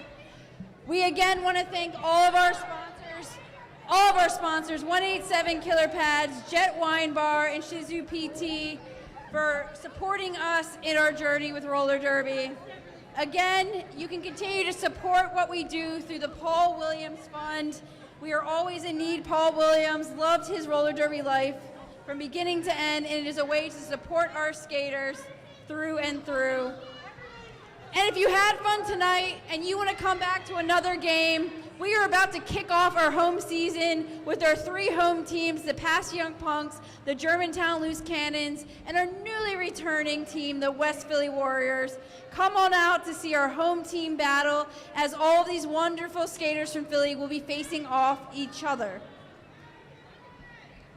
One last time, thank you to all of our safeties for keeping us all safe tonight. So thank you, Heartstopper and June Kearney. Derby would not happen without the amazing support of these folks. Thank you for what you do. All right, well, I'm Antidote. I'm Cass Warfare. Thank you for coming out tonight, and we will see you all soon.